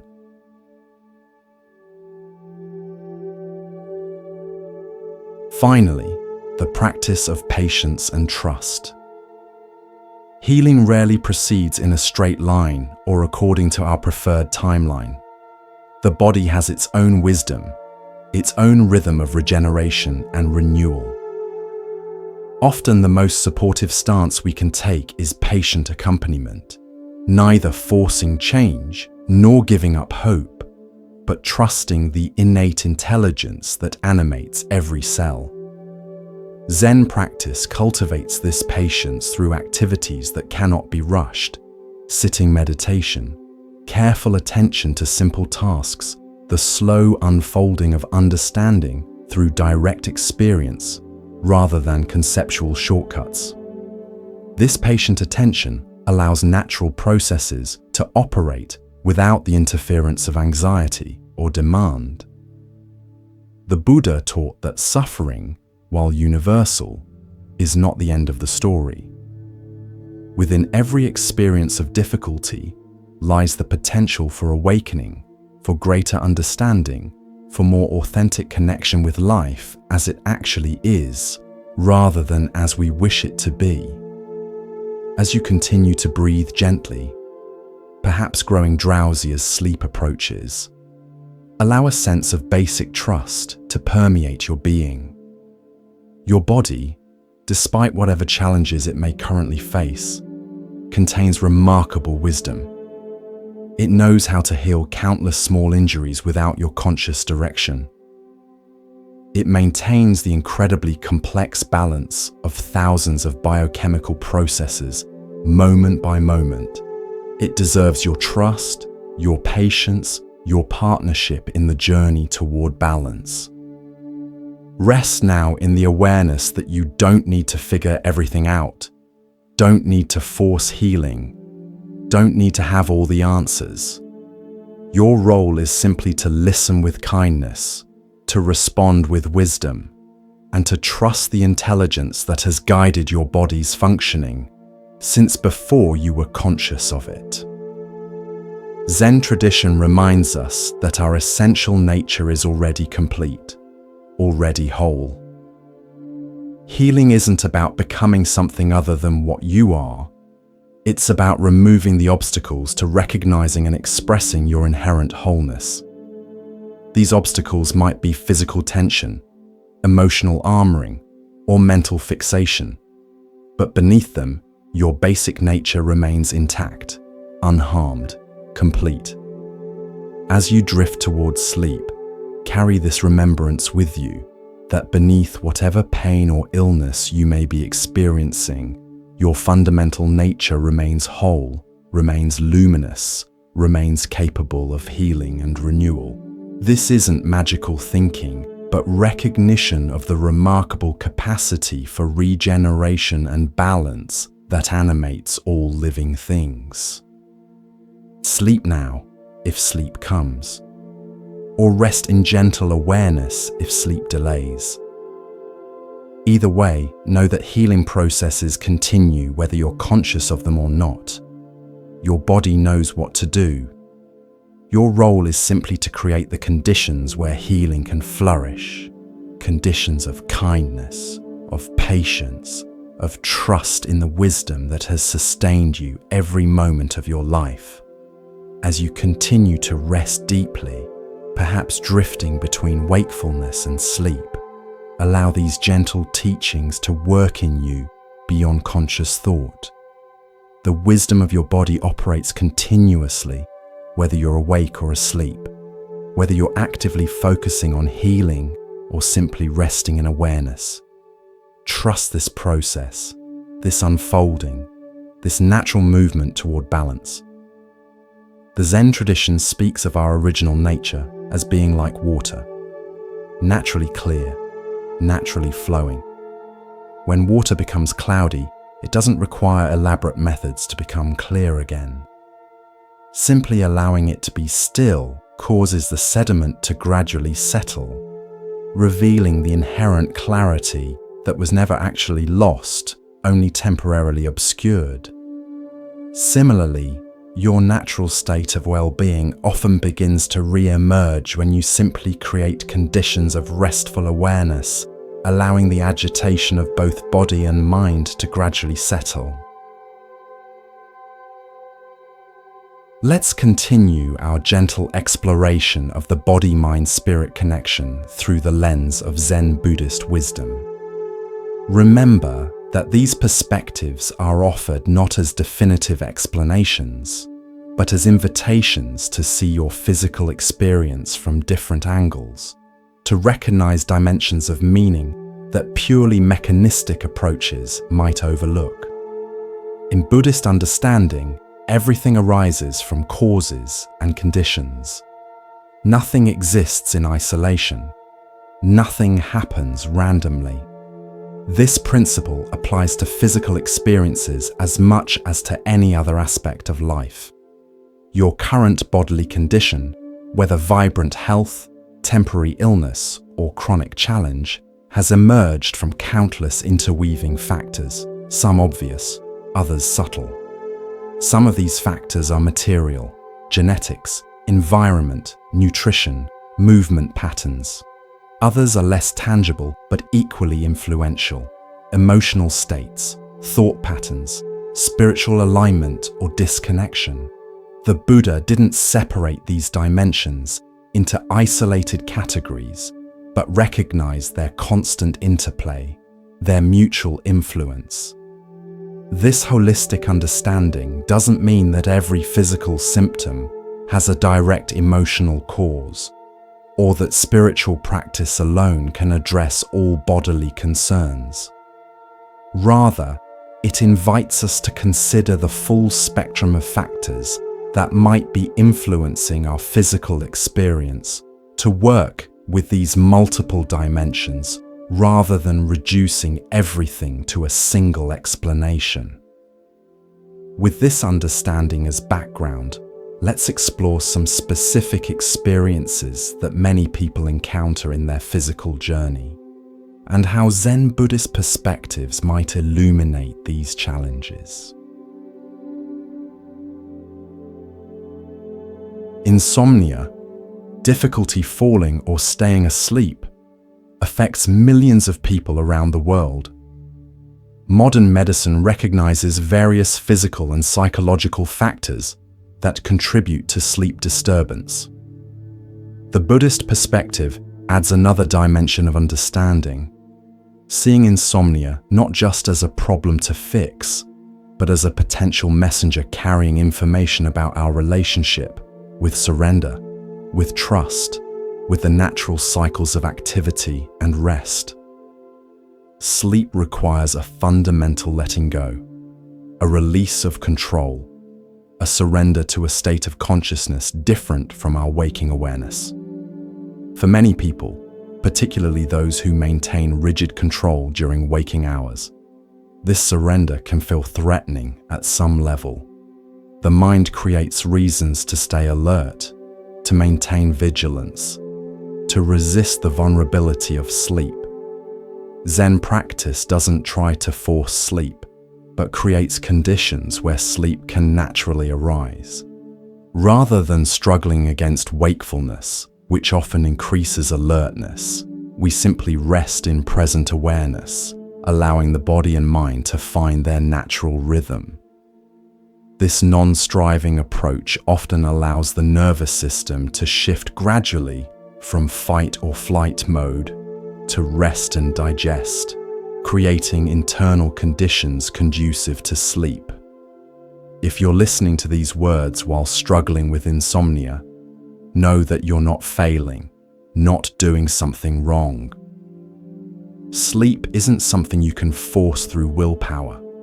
Instead, simply allow yourself to rest in the present moment, neither grasping for sleep nor pushing it away. Notice the sensations of your body against supporting surfaces, the rhythm of your breath, the thoughts and feelings that arise without becoming identified with their content. This restful awareness itself is healing, regardless of whether sleep immediately follows. The Buddha taught that everything changes, everything flows.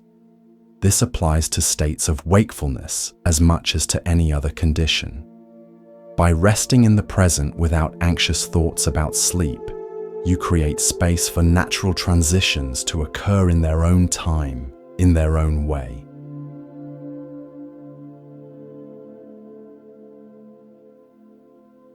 Chronic pain, persistent discomfort that continues beyond normal healing time, presents particular challenges for both body and mind. Modern pain science recognizes that long-lasting pain often involves changes in how the nervous system processes sensation, creating heightened sensitivity that can persist even when the original injury has healed. The Zen perspective doesn't contradict this understanding, but complements it with wisdom about how we relate to persistent sensation. Often, it's not just the pain itself, but our resistance to it, our stories about it, our identification with it, that amplifies suffering. When pain becomes central to our identity, when we begin to think of ourselves primarily as a person in pain, rather than a whole being who is currently experiencing pain among many other aspects of life, a certain solidification occurs that can make the condition feel more intractable.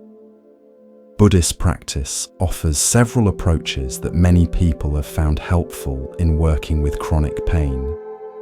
First is the recognition that while pain may be unavoidable in certain conditions, suffering, our mental and emotional response to pain, can be transformed through attention and understanding. The Buddha's teaching of the two arrows illustrates this distinction. The first arrow is the unavoidable pain that arises from illness, injury, or other conditions. The second arrow is what we add to this experience through resistance, judgment, catastrophizing thoughts, or beliefs about what the pain means.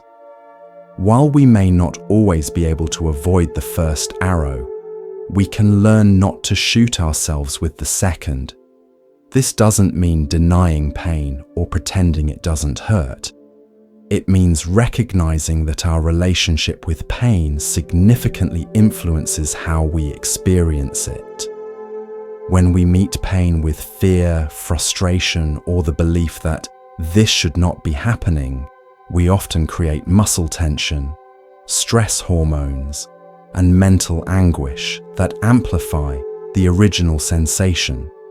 Zen practice invites a different relationship, meeting pain with kind awareness rather than opposition.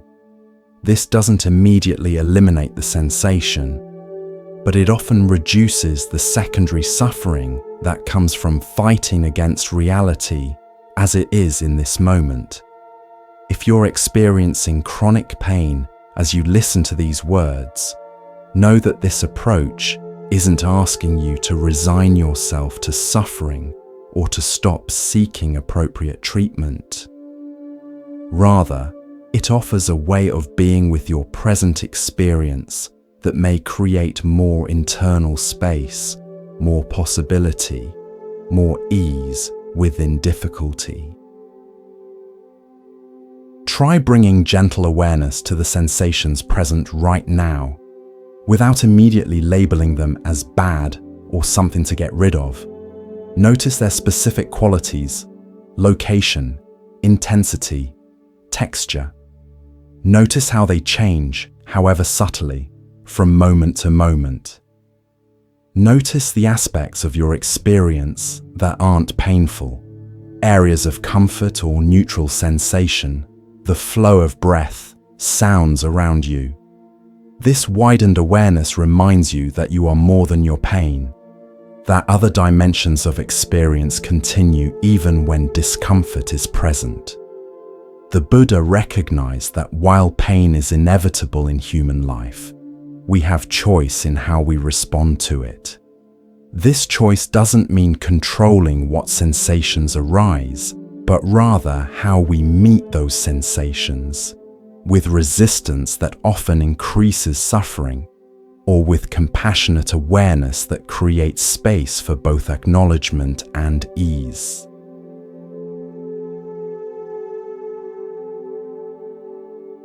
Anxiety, the experience of fear, worry, or apprehension without immediate external threat, affects many people, particularly in our modern world of constant stimulation and perceived demands. This state has profound physical expressions: muscle tension, shallow breathing, digestive disturbance, heightened heart rate, and more. The Zen Buddhist perspective understands anxiety not as personal failing, but as natural human response to perceived threat. Whether that threat is physical danger or psychological concerns like social judgment, uncertainty about the future, or sense of inadequacy. The suffering comes not from the initial anxious feeling, which arises automatically, but from how we respond to it, often with resistance, self-criticism, or attempts to suppress what's arising. Buddhist practice doesn't aim to eliminate anxiety through force or control.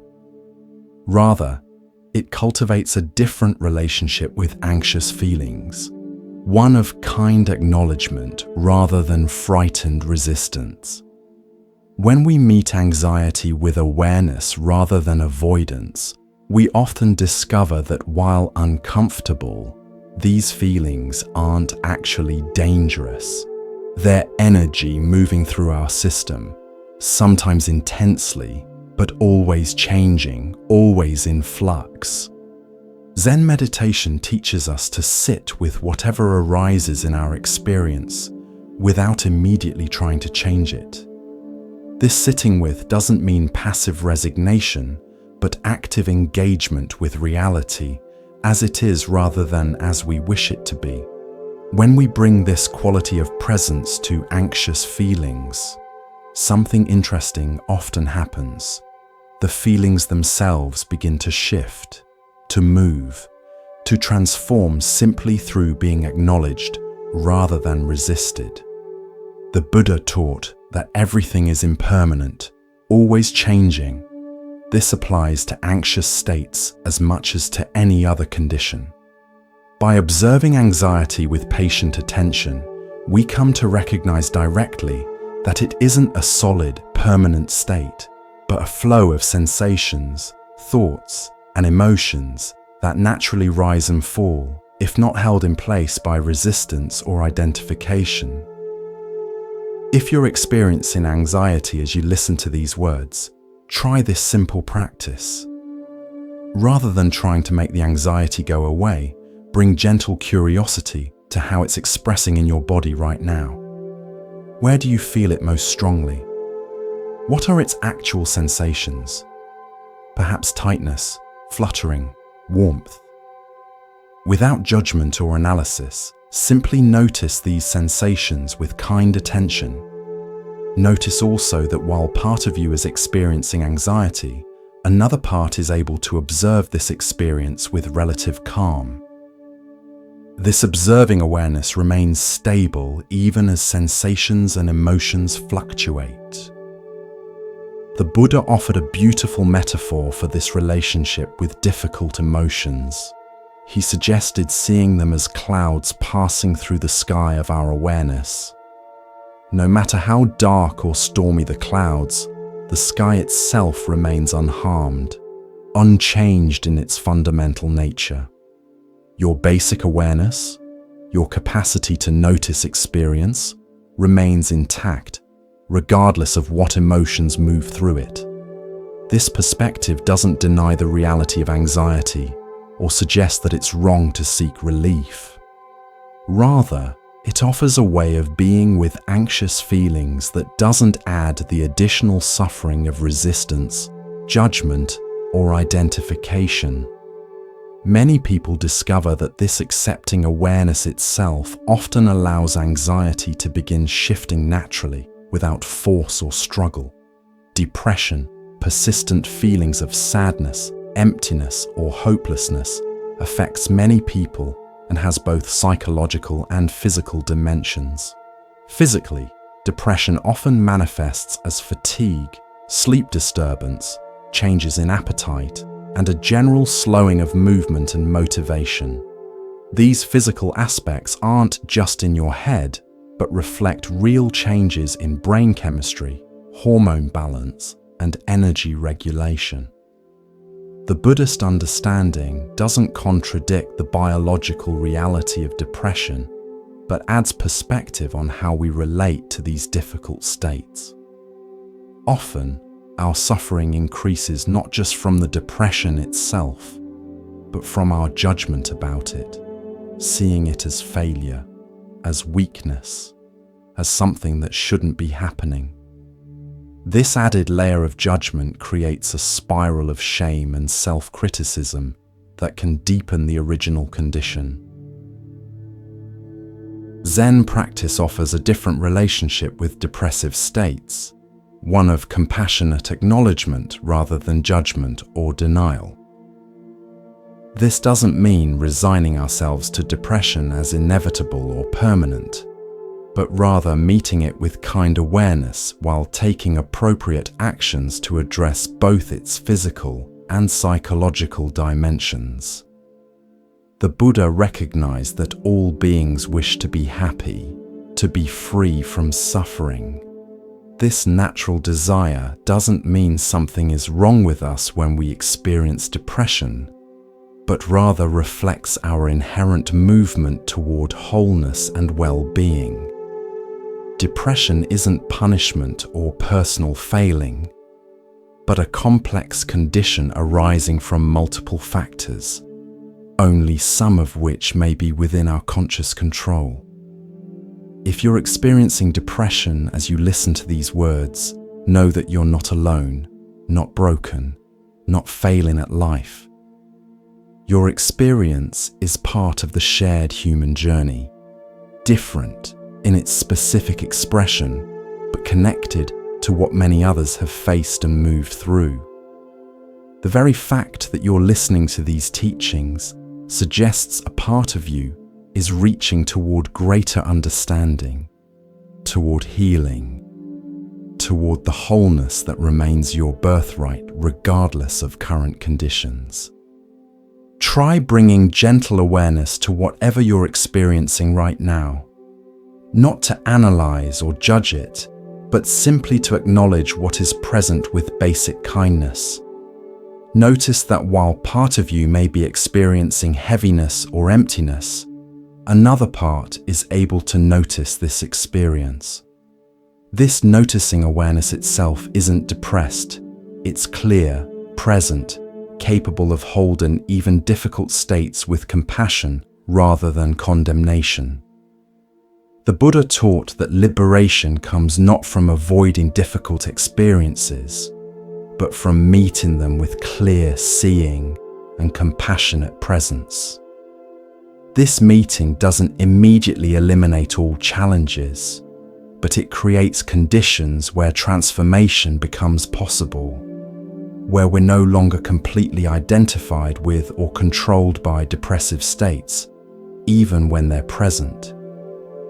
This perspective recognizes that depression, like all conditions, changes over time. It isn't a permanent identity, but a temporary constellation of physical, emotional, and mental factors that naturally shift when given appropriate support. This support might include conventional treatment like medication or therapy, lifestyle adjustments like movement and social connection, and spiritual practices that cultivate presence and compassion. The body's aging process brings its own particular challenges and opportunities for spiritual understanding. As systems naturally change over time, we may experience decreasing physical strength, changes in energy levels, shifts in sleep patterns, and various forms of discomfort that weren't present in youth. The Buddhist perspective on aging is neither denial nor resignation, but clear recognition of natural process.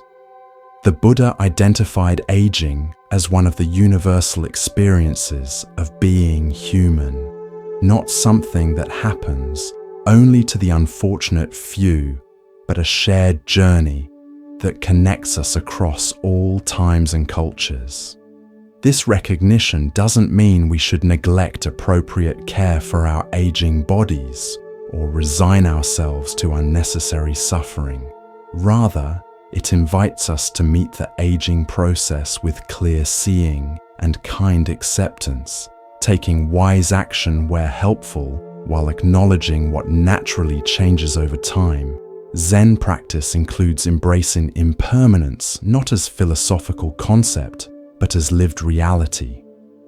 We notice directly how everything constantly changes, not just over decades, but moment by moment.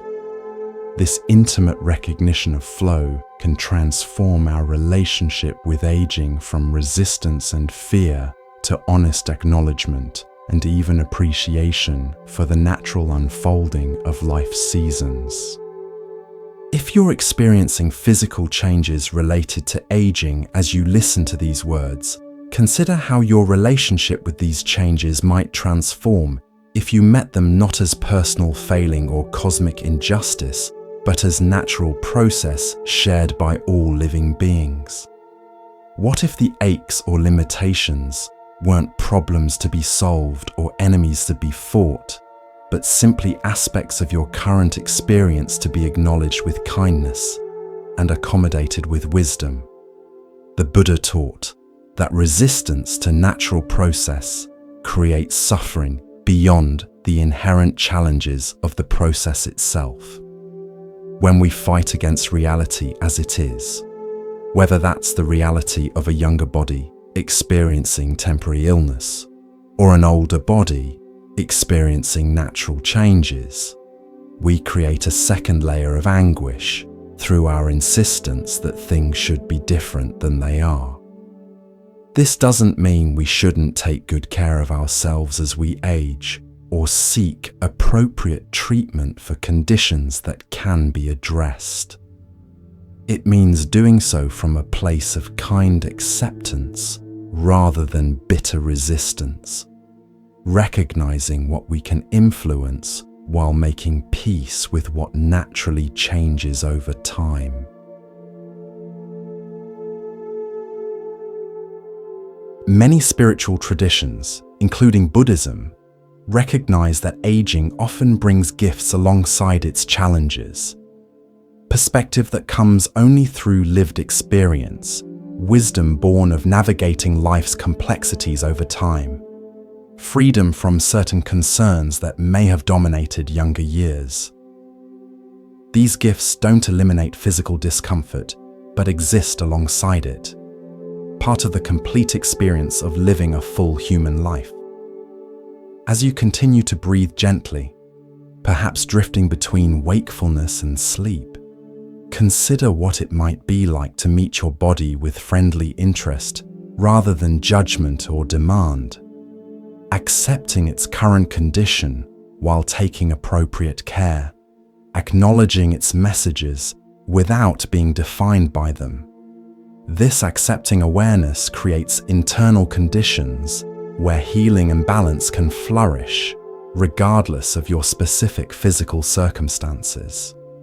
The Buddha offered a powerful teaching through the metaphor of the raft.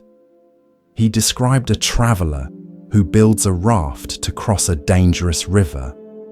Upon reaching the far shore safely, the traveler has a choice: to carry the heavy raft on his head as he continues his journey, or to leave it behind with gratitude, recognizing that it served its purpose and is no longer needed.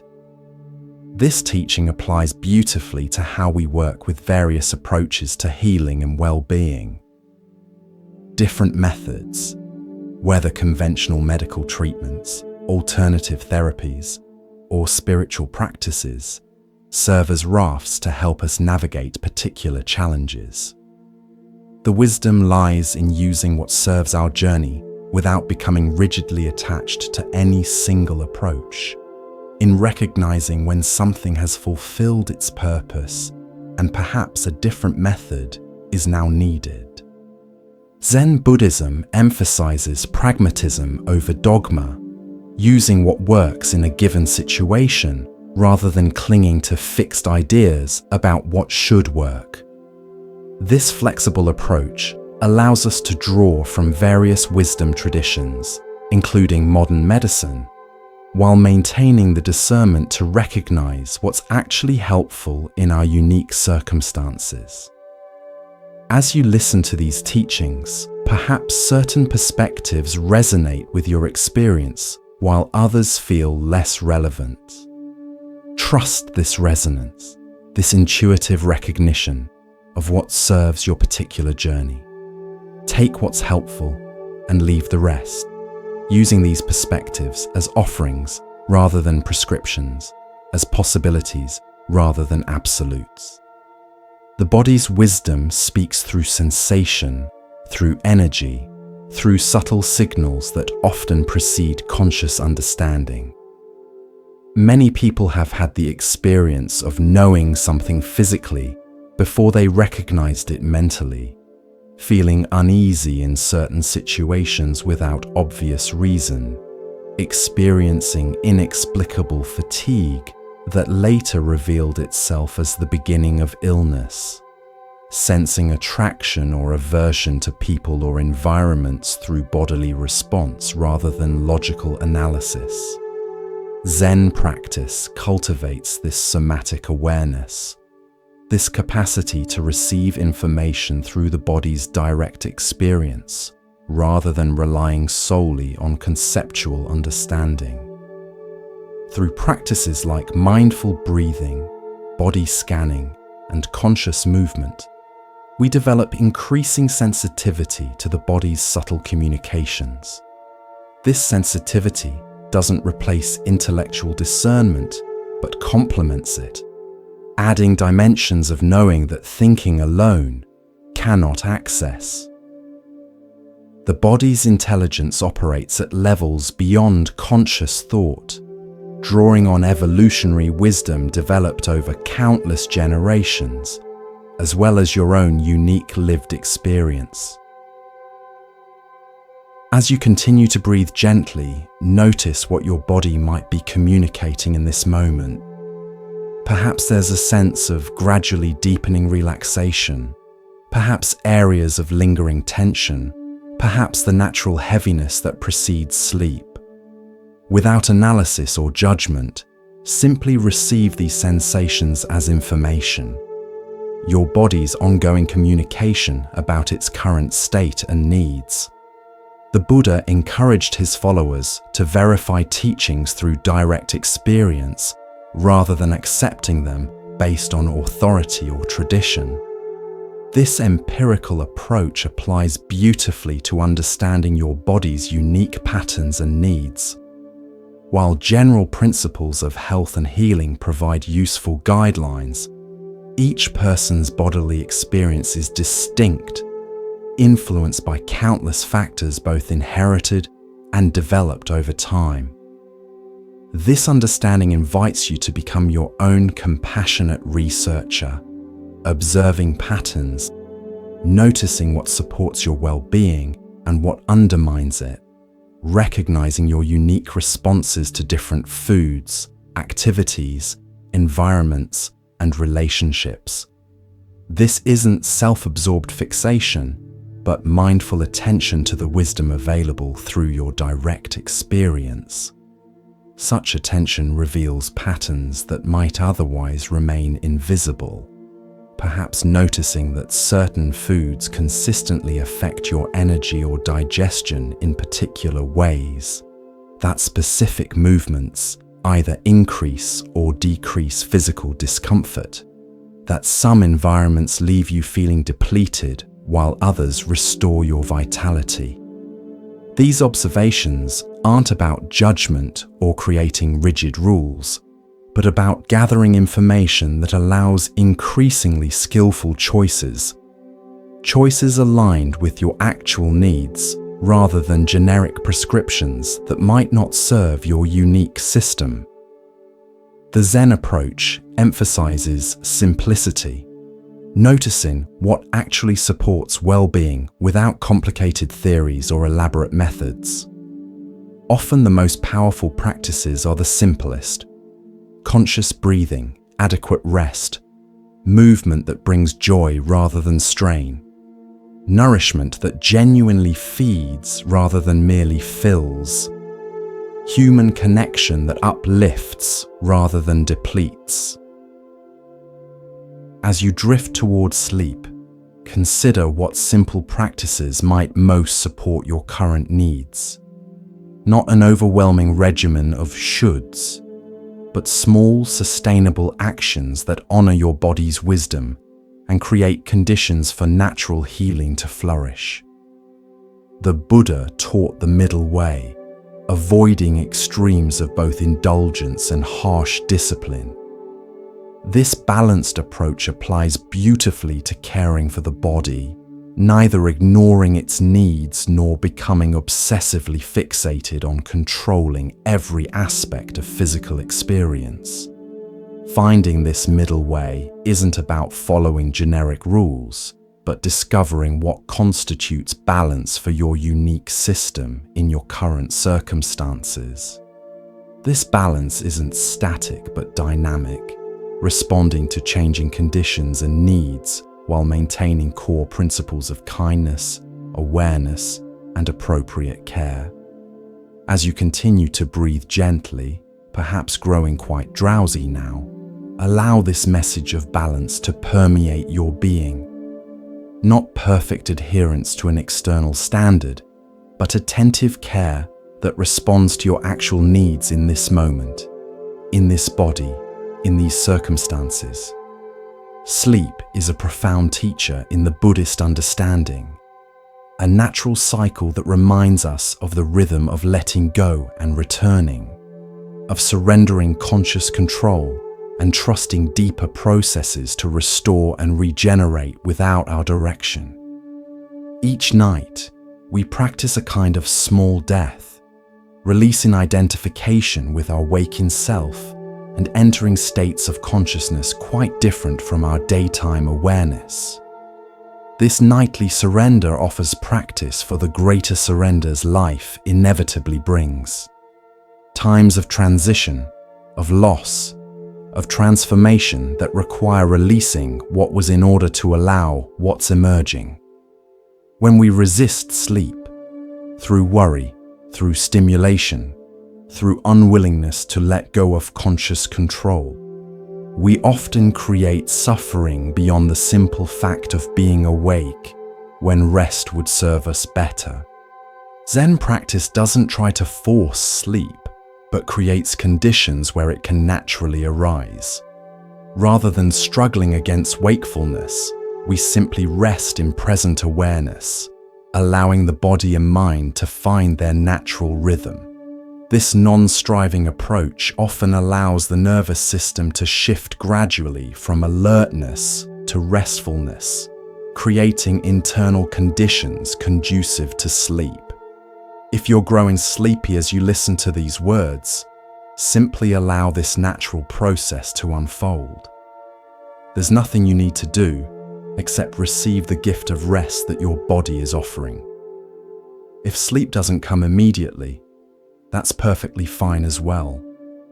Simply resting in gentle awareness brings its own restoration, its own healing qualities. The Buddha recognized that while we can create conditions that support rest and renewal, we cannot ultimately control the precise unfolding of natural processes. This recognition brings a certain freedom, the freedom of surrendering what we cannot control while attending skillfully to what we can influence. As you rest now, perhaps drifting between wakefulness and sleep, know that healing processes continue whether you're conscious of them or not. Your remarkable body continues its work of restoration, of balance, of regeneration, without requiring your conscious direction. This natural intelligence has sustained you throughout your life, operating with intricate precision beyond what conscious thought could possibly orchestrate. Your role is simply to create supportive conditions of kindness rather than judgment, of appropriate care rather than neglect or obsession, of trust in natural process rather than anxious control. Within these supportive conditions, your body's wisdom naturally moves toward whatever balance is possible in your current circumstances. The Zen tradition speaks of our original nature as being like water, naturally clear, naturally flowing. When water becomes cloudy, it doesn't require elaborate methods to become clear again. Simply allowing it to be still causes the sediment to gradually settle, revealing the inherent clarity that was never actually lost, only temporarily obscured. Similarly, your natural state of well-being often begins to re-emerge when you simply create conditions of restful awareness, allowing the agitation of both body and mind to gradually settle. This settling doesn't require force or special techniques, just the willingness to be present with what is, to allow natural processes to operate without interference from anxiety or demand. As you continue to breathe gently, feel the natural weight of your body against whatever is supporting it. Allow yourself to be held completely, to surrender to the embrace of gravity, to release unnecessary tension and effort. This simple allowing creates space for restoration that effort cannot accomplish. The Buddha taught that everything arises from causes and conditions, that nothing exists in isolation. Your current physical state, whatever it may be, has emerged from countless interweaving factors, some within your control and many beyond it. This understanding can bring a certain ease, relieving the burden of believing that you should somehow have complete control over your bodily experience. At the same time, recognizing causes and conditions reveals where skillful influence is possible, not through force or rigid control, but through creating supportive conditions where well-being can naturally flourish. These conditions include not just physical factors like nutrition and movement, but also mental states like kindness toward yourself, emotional qualities like acceptance of what is while taking appropriate action, and spiritual dimensions like finding meaning within challenge rather than being defined by it. The interweaving of these dimensions creates your unique experience in each moment. No single factor determines your well-being, and no single approach addresses all aspects of healing. The wisdom lies in recognizing this complexity without becoming overwhelmed by it, in taking simple, appropriate actions while maintaining perspective on the larger unfolding of your life journey. As you rest now, perhaps quite close to sleep, allow all effort to fall away. There's nothing you need to figure out, nothing you need to solve or control in this moment.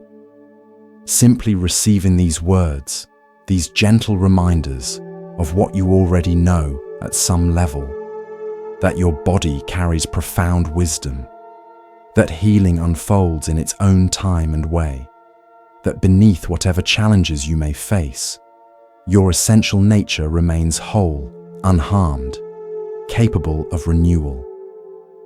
The Zen tradition speaks of original face, the aspect of ourselves that exists prior to all conditioning, all experiences, all identifications with temporary states. This original nature remains intact regardless of physical condition, emotional state, or life circumstances. It isn't damaged by illness, isn't diminished by limitation, isn't defined by any particular experience, but rather holds all experience within its spacious awareness. Connecting with this original nature brings a profound sense of peace, not because external conditions have changed, but because we recognize something within us that remains untouched by changing conditions. This recognition doesn't eliminate physical challenges, but transforms our relationship with them, from identification to compassionate witnessing. As you drift towards sleep, allow yourself to rest in this witnessing awareness, the aspect of yourself that notices sensations, thoughts, and emotions without becoming completely identified with their content. This spacious noticing creates room for healing, for transformation, for the natural movement toward balance that is your birthright. The Buddha offered a beautiful metaphor for this relationship with experience. He suggested seeing sensations, thoughts, and emotions as clouds passing through the sky of our awareness. No matter how dark or stormy the clouds, the sky itself remains unharmed, unchanged in its fundamental nature. Your basic awareness, your capacity to notice experience, remains intact regardless of what moves through it. Rest now in this sky-like awareness, allowing all experience to move naturally, without resistance, without grasping, without unnecessary commentary. In this simple allowing, a profound healing often begins, not through effort or control, but through creating space where natural intelligence can operate unimpeded.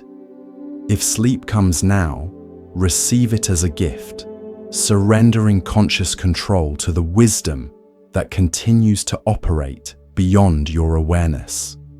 If sleep delays, that's perfectly fine as well. Simply resting in gentle awareness brings its own restoration, its own healing qualities. Either way, know that you're exactly where you need to be in this moment, held in the embrace of a universe that includes both challenge and renewal, both difficulty and ease, both the particularity of your unique journey and the universality of experiences shared by all living beings. The Buddhist understanding of interconnection reminds us that we're never truly isolated in our experience, never completely separate from the web of life that sustains us in every moment.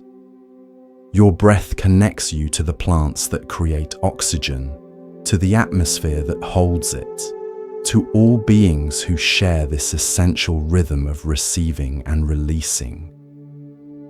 Your body contains elements that have existed since the beginning of time, temporarily configured in this particular form, eventually to return to the greater whole from which they arose. This interconnection doesn't eliminate the uniqueness of your journey or the specificity of your challenges. Rather, it places them within a larger context, reminding you that whatever difficulties you face them as part of humanity's shared experience, as part of life's ongoing unfolding. The Buddha recognized both the universality of human suffering and the universality of the potential for liberation from suffering. This recognition was not depressing, but profoundly freeing. When we understand that challenges are part of the human condition, we can hold our own difficulties with greater perspective and less personal identification. As you continue to rest, perhaps very near sleep now, allow this perspective of interconnection to bring a sense of being held within something larger than your individual experience, not separate, not isolated, but part of the vast web of life that includes both joy and sorrow, both ease and difficulty, both the particular and the universal. The Zen tradition offers a beautiful teaching through the image of bamboo in snow. When heavy snow falls, the bamboo bends low under its weight. Because it yields rather than resisting, the snow eventually slides off and the bamboo springs back to its original position. Had it tried to remain rigidly upright, fighting against the weight of snow, it might have broken under the strain. This yield and strength, different from either rigid resistance or complete collapse, exemplifies the middle way that Buddhism recommends. We acknowledge reality as it is, bending when necessary rather than breaking, while maintaining our core integrity that allows restoration when conditions change. Your body naturally embodies this wisdom in countless ways. Consider how your skin yields to pressure while maintaining its essential continuity. How your lungs expand to receive breath and contract to release it. How your heart adapts its rhythm to changing needs while maintaining its essential function. This dynamic balance between yielding and integrity, between adaptation and stability, offers a model for how we might meet life's challenges with both acceptance and resilience. As sleep perhaps enfolds you now, carry this image of yielding strength into your dreams, into the deep restoration that sleep brings. Know that this balance between acceptance and action, between surrender and integrity, continues to operate whether you're conscious of it or not. Your body knows this wisdom intimately, has embodied it throughout your life in ways both obvious and subtle. The Buddha taught that understanding comes not from thinking about reality, but from direct experience of it. Your body offers you this direct experience moment by moment. The truth of sensation, rather than stories about sensation. The reality of how things are, rather than how you think they should be. When you learn to listen to your body with compassion and clarity, you discover not just information about physical conditions, but wisdom about life itself. The challenges you face, whether temporary discomfort, chronic illness, emotional difficulty, or the natural changes of aging, aren't obstacles to your spiritual journey, but part of its very substance. These experiences, met with awareness rather than resistance, become doorways to understanding that conceptual knowledge alone cannot provide.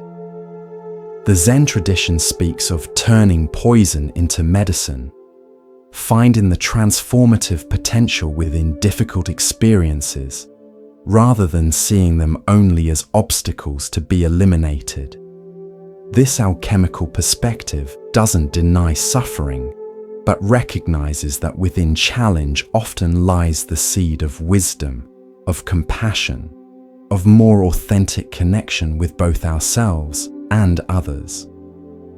Many who have faced significant physical challenges report that alongside the undeniable difficulty came unexpected gifts, deeper appreciation for simple pleasures, clearer recognition of what truly matters, greater compassion for others' suffering, release from concerns that once seemed important but revealed themselves as secondary when health was compromised. These gifts don't make suffering desirable or necessary. We naturally seek well-being and ease when possible, but they remind us that even within our most difficult experiences, possibilities for growth and understanding remain present if we're willing to receive them. As you rest now, perhaps deeply asleep, or perhaps still drifting towards sleep, allow your challenges, whatever they may be, to be held within this larger perspective. Not just obstacles to be overcome, but potential teachers offering wisdom that comfort alone might never provide. This perspective doesn't make difficulties disappear, but can transform your relationship with them from opposition to meaningful engagement. The Buddha compared the spiritual path to a raft crossing a river. Not an end in itself, but a vehicle for traversing challenging waters to reach a further shore. Similarly, the perspectives and practices we've explored aren't ends in themselves, but potential supports for your unique journey toward greater wholeness, understanding, and ease within whatever circumstances life presents. Some of these approaches may resonate deeply with your experience, while others feel less relevant. Trust this resonance, this intuitive recognition of what serves your particular journey. Take what's helpful and leave the rest, using these teachings as possibilities rather than prescriptions. The Zen tradition emphasizes direct experience over conceptual understanding, knowing through embodied awareness rather than thought alone. As you rest now, allow these teachings to be absorbed not just by your thinking mind, but by your entire being, body, heart, and spirit integrated in the wholeness that is your birthright regardless of external conditions. Sleep now if sleep comes, or rest in gentle awareness if sleep delays. Either way, know that healing processes continue, that your body's wisdom operates beyond conscious control, that beneath whatever challenges you face, your essential nature remains whole, untouched, luminous with possibility. The ancient Zen masters recognized that our true nature is like the sun, sometimes obscured by clouds but never actually diminished by them. Whatever pain, illness, or limitation you may be experiencing, it exists as weather passing through the sky of your awareness rather than defining or limiting what you essentially are. Rest in this recognition, as sleep perhaps enfolds you completely now, not separate from your physical experience, but not entirely defined by it either. Both particular in your unique journey and universal in your connection to all living beings. Both accepting what is in this moment and open to the healing that unfolds in its own time, its own way. May your rest be deep and restorative. May your body receive the care it deserves. May your heart find ease amidst whatever challenges you face. May your spirit recognize its inherent completeness, even within the ever-changing circumstances of physical life. May you know yourself as both this particular human form with its unique journey and the boundless awareness that holds all experience with compassionate understanding. Rest now in this dual recognition, both the specific truth of your current experience and the larger truth of your fundamental wholeness. Both the particular wisdom your body offers through its unique pattern of sensations and the universal wisdom that has sustained all beings throughout time. Both the vulnerability of your human form and the indestructible nature of the awareness that witnesses this vulnerability with compassionate presence. In this recognition, healing unfolds naturally. Not always as cure in the conventional sense, but as the restoration of wholeness at levels deeper than physical condition alone. This healing continues whether you're conscious of it or not, whether sleep comes quickly or gradually, whether your circumstances change dramatically or remain relatively stable. Your role is simply to create supportive conditions of kindness rather than judgment, of appropriate care rather than neglect or obsession. of trust in natural process rather than anxious control. Within these supportive conditions, your body's wisdom naturally moves toward whatever balance is possible in your current circumstances. The Zen masters remind us that we already possess everything needed for awakening, not as something to achieve through striving, but as our original nature, temporarily obscured perhaps, but never actually lost or damaged. This understanding applies to healing as well, not as something to force through willpower, but as the natural expression of a wholeness that already exists beneath whatever temporary conditions may be present.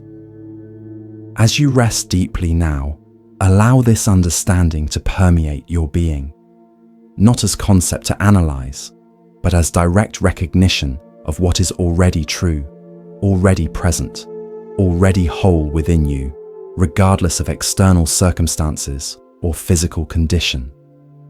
May this recognition bring profound peace, not because problems have disappeared, but because they're held within a larger context that includes both challenge and renewal, both difficulty and ease, both the particularity of your journey and the universality of experiences shared by all living beings. Sleep now in this peace, this recognition, this gentle acceptance of what is while remaining open to the healing that unfolds in its own time, its own way. Your body knows the path of restoration. Your heart knows the way to ease. Your spirit recognizes its original completeness, even amidst temporary conditions of limitation or pain. Trust this knowing as sleep perhaps embraces you completely now, not separate from your physical experience, but not entirely defined by it either. Both particular in your unique journey and universal in your connection to all living beings. Both accepting what is in this moment and open to the transformation that continues whether you're aware of it or not.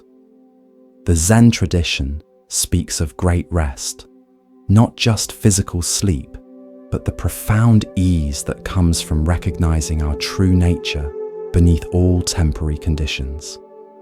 May you discover this great rest now, this peace that isn't dependent on external circumstances, but arises from direct recognition of what remains whole, untouched, complete, regardless of life's inevitable changes.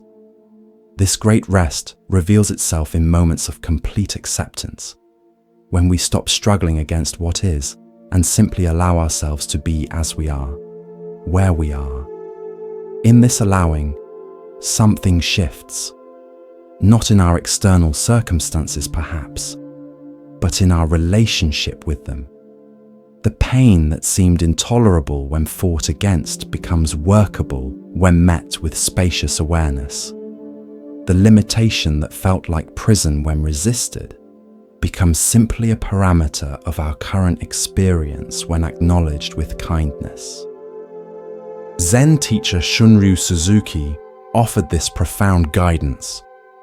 In the beginner's mind, there are many possibilities. In the expert's mind, there are few. This beginner's mind, approaching each moment fresh, without preconceptions about what should or shouldn't be happening, creates space for new possibilities that our habitual patterns of thinking might never discover. When we meet our body sensations with this beginner's mind, we sometimes find that what seemed solid and unchangeable is actually fluid, always in process. As you rest now, perhaps drifting in and out of sleep, imagine approaching your physical experience with this quality of not knowing, of genuine curiosity rather than fixed ideas. What might you discover if you temporarily set aside your interpretations of sensations and simply felt them directly, without the overlay of concepts or judgments? This direct experiencing often reveals subtleties and nuances that our quick categorizations miss entirely. The Buddha taught that our suffering often comes not from pain itself, but from our response to pain, our resistance to it, our stories about what it means, our identification with it as defining who we are. When pain arises, we naturally want to push it away, to fix it, to make it stop. This fighting energy creates tension in both body and mind, often amplifying the very discomfort we're trying to escape. Zen practice offers a different possibility, meeting pain with kind awareness rather than opposition. This doesn't mean passive resignation to suffering, but active engagement with reality as it is in this moment, neither denying difficulties nor becoming defined by them. In this engaged presence, we often discover a freedom that fighting against pain can never provide. The freedom to be with our experience exactly as it is while remaining connected to the awareness that is larger than any particular sensation or emotion. The ancient Zen masters compared our true nature to the vast sky, boundless, clear, unchanged by whatever weather passes through it. Clouds may temporarily obscure portions of the sky from view, but they never diminish its fundamental nature. Similarly, pain, illness, or limitation may temporarily dominate our awareness, but they don't reduce or damage the essential consciousness that witnesses these experiences. As you continue to rest, perhaps moving deeper into sleep now, allow yourself to sense this sky-like quality of your awareness, the spaciousness that holds all experience without itself being damaged or diminished by what moves through it. This recognition brings a profound peace that doesn't depend on the absence of difficulty, but arises from connecting with what remains whole, regardless of temporary conditions. Zen teacher John Daido Loori described this state as the stillness in the center of activity. Even in the midst of physical discomfort or emotional challenge, this stillness remains available, not as something to achieve through effort, but as our original nature, temporarily obscured perhaps, but never actually lost or damaged. When we recognize this stillness, even briefly, it brings a quality of ease that effort alone can never produce. This ease doesn't mean all problems instantly disappear. Your body may still experience pain. Your mind may still generate worried thoughts. Your heart may still feel the weight of difficult emotions. But these experiences are held differently when we recognize the spacious awareness within which they arise. Like waves on the ocean, they're real and sometimes powerful, but they don't define or limit the vastness of the water itself. The Buddhist understanding of interdependence reminds us that nothing exists in isolation. Everything arises in relationship to countless other factors. Your current physical state, whatever it may be, emerges from the interplay of genetics, environment, past experiences, present circumstances, and many other elements both known and unknown. This understanding helps us avoid both excessive blame of ourselves for conditions we didn't deliberately create and unrealistic expectations about quick or complete transformation. At the same time, recognizing interdependence reveals the many points where skillful influence is possible. While we may not be able to immediately change long-established physical patterns through willpower alone, we can create conditions that support gradual healing and greater ease. Conditions of kind attention rather than harsh judgment, of appropriate care rather than neglect or obsession, of patience with process rather than demand for immediate results. as you breathe gently, allowing sleep to come in its own time. Consider how your relationship with your body might shift if you approached it not as something broken to be fixed or enemy to be conquered, but as wise companion on your journey, sometimes challenging, yes, but also constantly working toward balance, constantly communicating important information, constantly supporting your life in countless ways you may not even notice. The Zen tradition offers a beautiful teaching through the parable of the ox herder. In this ancient series of images, a young herder searches everywhere for his lost ox, representing our true nature that seems to be missing. After much seeking, he discovers the ox's footprints, then glimpses the ox itself, then gradually learns to work with it rather than fighting against it, and finally rides the ox home in perfect harmony. This parable illustrates our journey with the body as well. We often begin by feeling disconnected from our physical experience, either ignoring its messages until they become too loud to dismiss, or fighting against them as unwelcome intrusions. Gradually, we learn to recognize the body's communications, to work with its wisdom rather than against it, and eventually to experience a harmony between awareness and physical form that transforms our entire relationship with embodiment. This harmony doesn't mean perfect health or complete freedom from discomfort.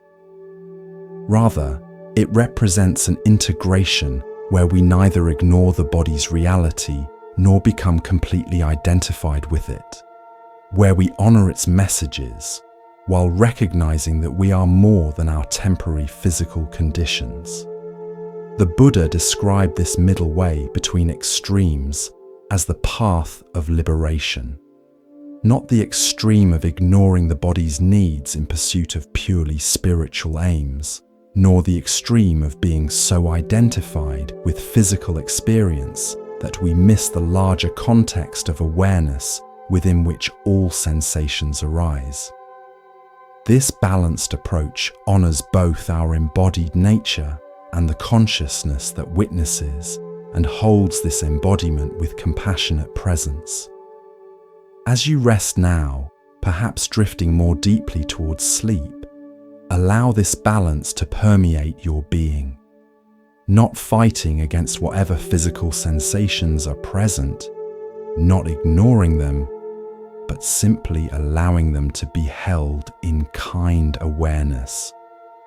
The same awareness that has been with you throughout your entire life, witnessing all your experiences without itself being damaged by any of them. The Zen tradition speaks of our original face, the aspect of ourselves that exists prior to all conditioning, all identification with temporary states, all stories about who we are or should be. This original nature remains whole regardless of physical condition, emotional state, or life circumstances. It isn't something to achieve through striving, but our birthright as conscious beings, available whenever we step back from complete immersion in thought and sensation to rest in simple presence.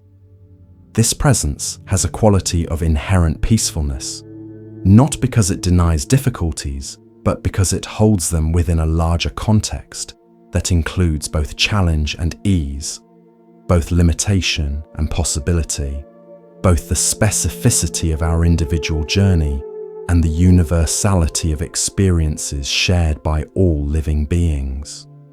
When we connect with this presence, even briefly, something shifts in our relationship with whatever difficulties we face. The shift isn't always dramatic or immediately apparent. It might simply be a subtle sense of having more internal space, of not being completely identified with or defined by pain or limitation, of recognizing that while part of our experience involves suffering, another part remains untouched by it.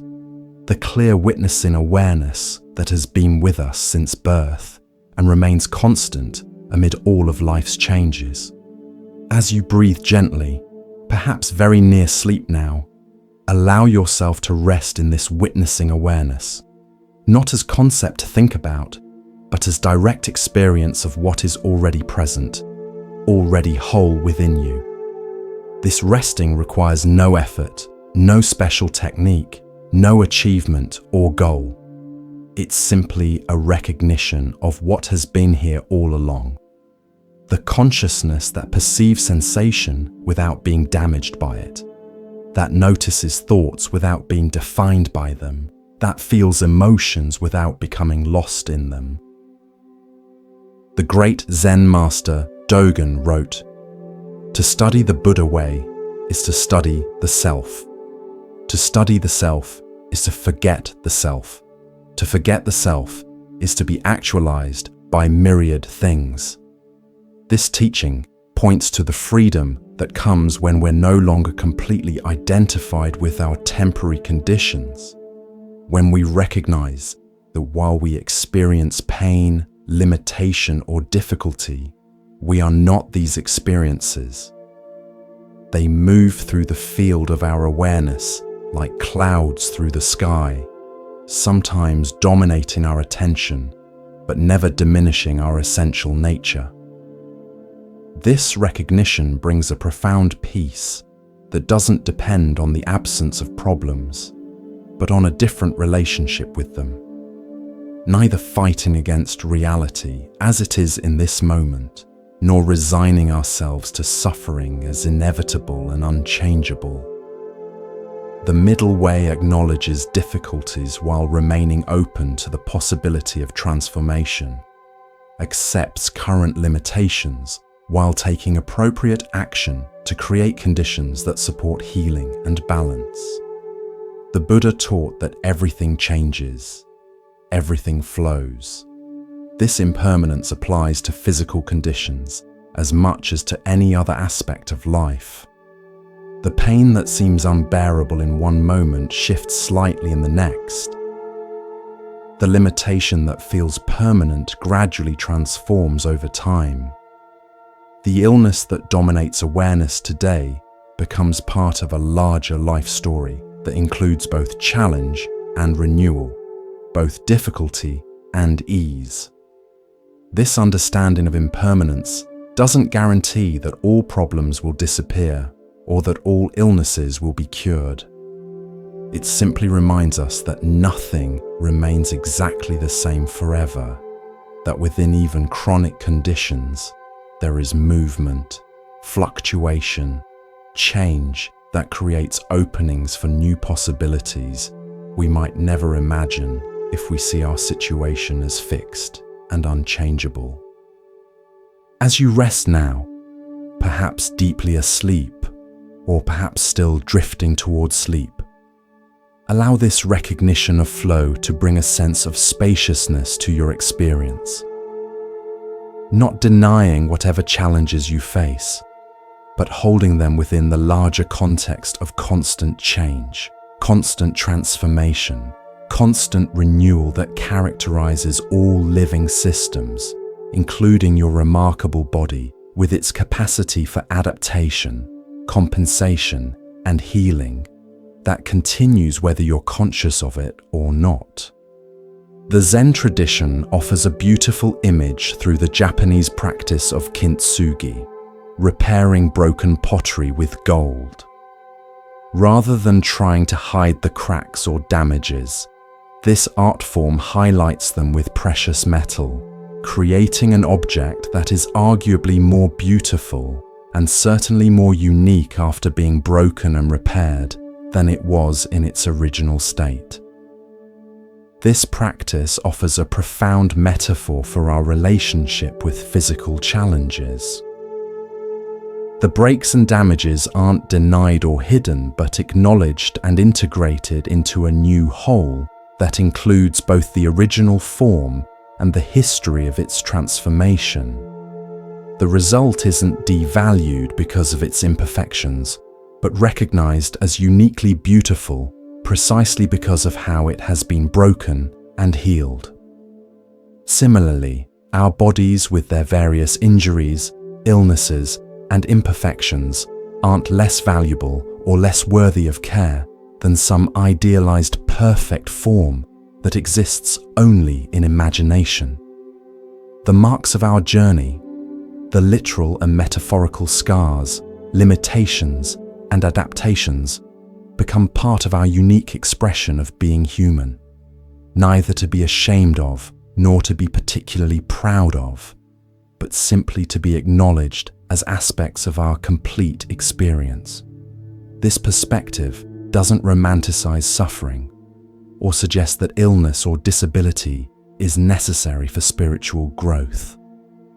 It simply recognizes that within the reality of physical challenges that are part of every human life to some degree, there exists the possibility of integration rather than fragmentation, of including our difficulties within a larger sense of wholeness, rather than seeing them as evidence that something is fundamentally wrong with us or our lives. The Buddha taught that suffering arises when we resist reality as it is, when we insist that things should be different than they are in this moment. This teaching doesn't mean passive resignation to conditions that could be improved. It means beginning from clear recognition of what actually is, without the additional suffering that comes from denial, from fighting against what cannot be immediately changed, from believing we should somehow be exempt from the vulnerability that is part of being human. From this clear seeing, appropriate action naturally arises, not from rejection of reality, but from compassionate response to it. We seek treatment for illness, not because sickness shouldn't exist, but because alleviating suffering when possible is the natural expression of wisdom and compassion. We adapt to limitations not because we've given up on healing, but because working skillfully with current conditions creates more possibility than denying or fighting against them. As you continue to rest, perhaps deeply asleep now, allow this balanced perspective to permeate your being. Not denying difficulties, not exaggerating them, but holding them within the larger context of a life that includes both challenge and joy, both limitation and possibility, both the specificity of your unique journey and the universality of experiences shared by all living beings. The Zen masters remind us that enlightenment isn't found by escaping our human condition, but by fully entering it, by being completely present with what is, rather than constantly seeking something different or something more. This presence doesn't eliminate problems, but transforms our relationship with them from opposition to integration, from rejection to acknowledgement, from identification to compassionate witnessing. This witnessing awareness has been with you throughout your entire life, perceiving all your experiences without itself being damaged by any of them, recognizing all sensations without being defined by them, holding both joy and sorrow with the same spacious presence. It remains available in this moment, regardless of your physical condition or emotional state, as the ground of your being that exists prior to all temporary circumstances and continues beyond them. Rest now in this awareness, as sleep perhaps holds you in its gentle embrace, not striving, not seeking, not trying to change anything, but simply allowing natural processes to unfold in their own time, in their own way. Your conscious mind can rest completely, trusting the wisdom that continues operating beyond thought, beyond effort, beyond control.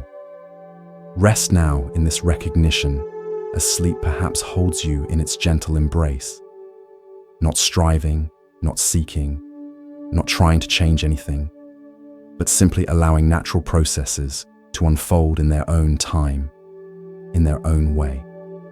Your conscious mind can rest completely, trust in the wisdom that continues operating beyond thought, beyond effort, beyond control. May your sleep be deep and restorative.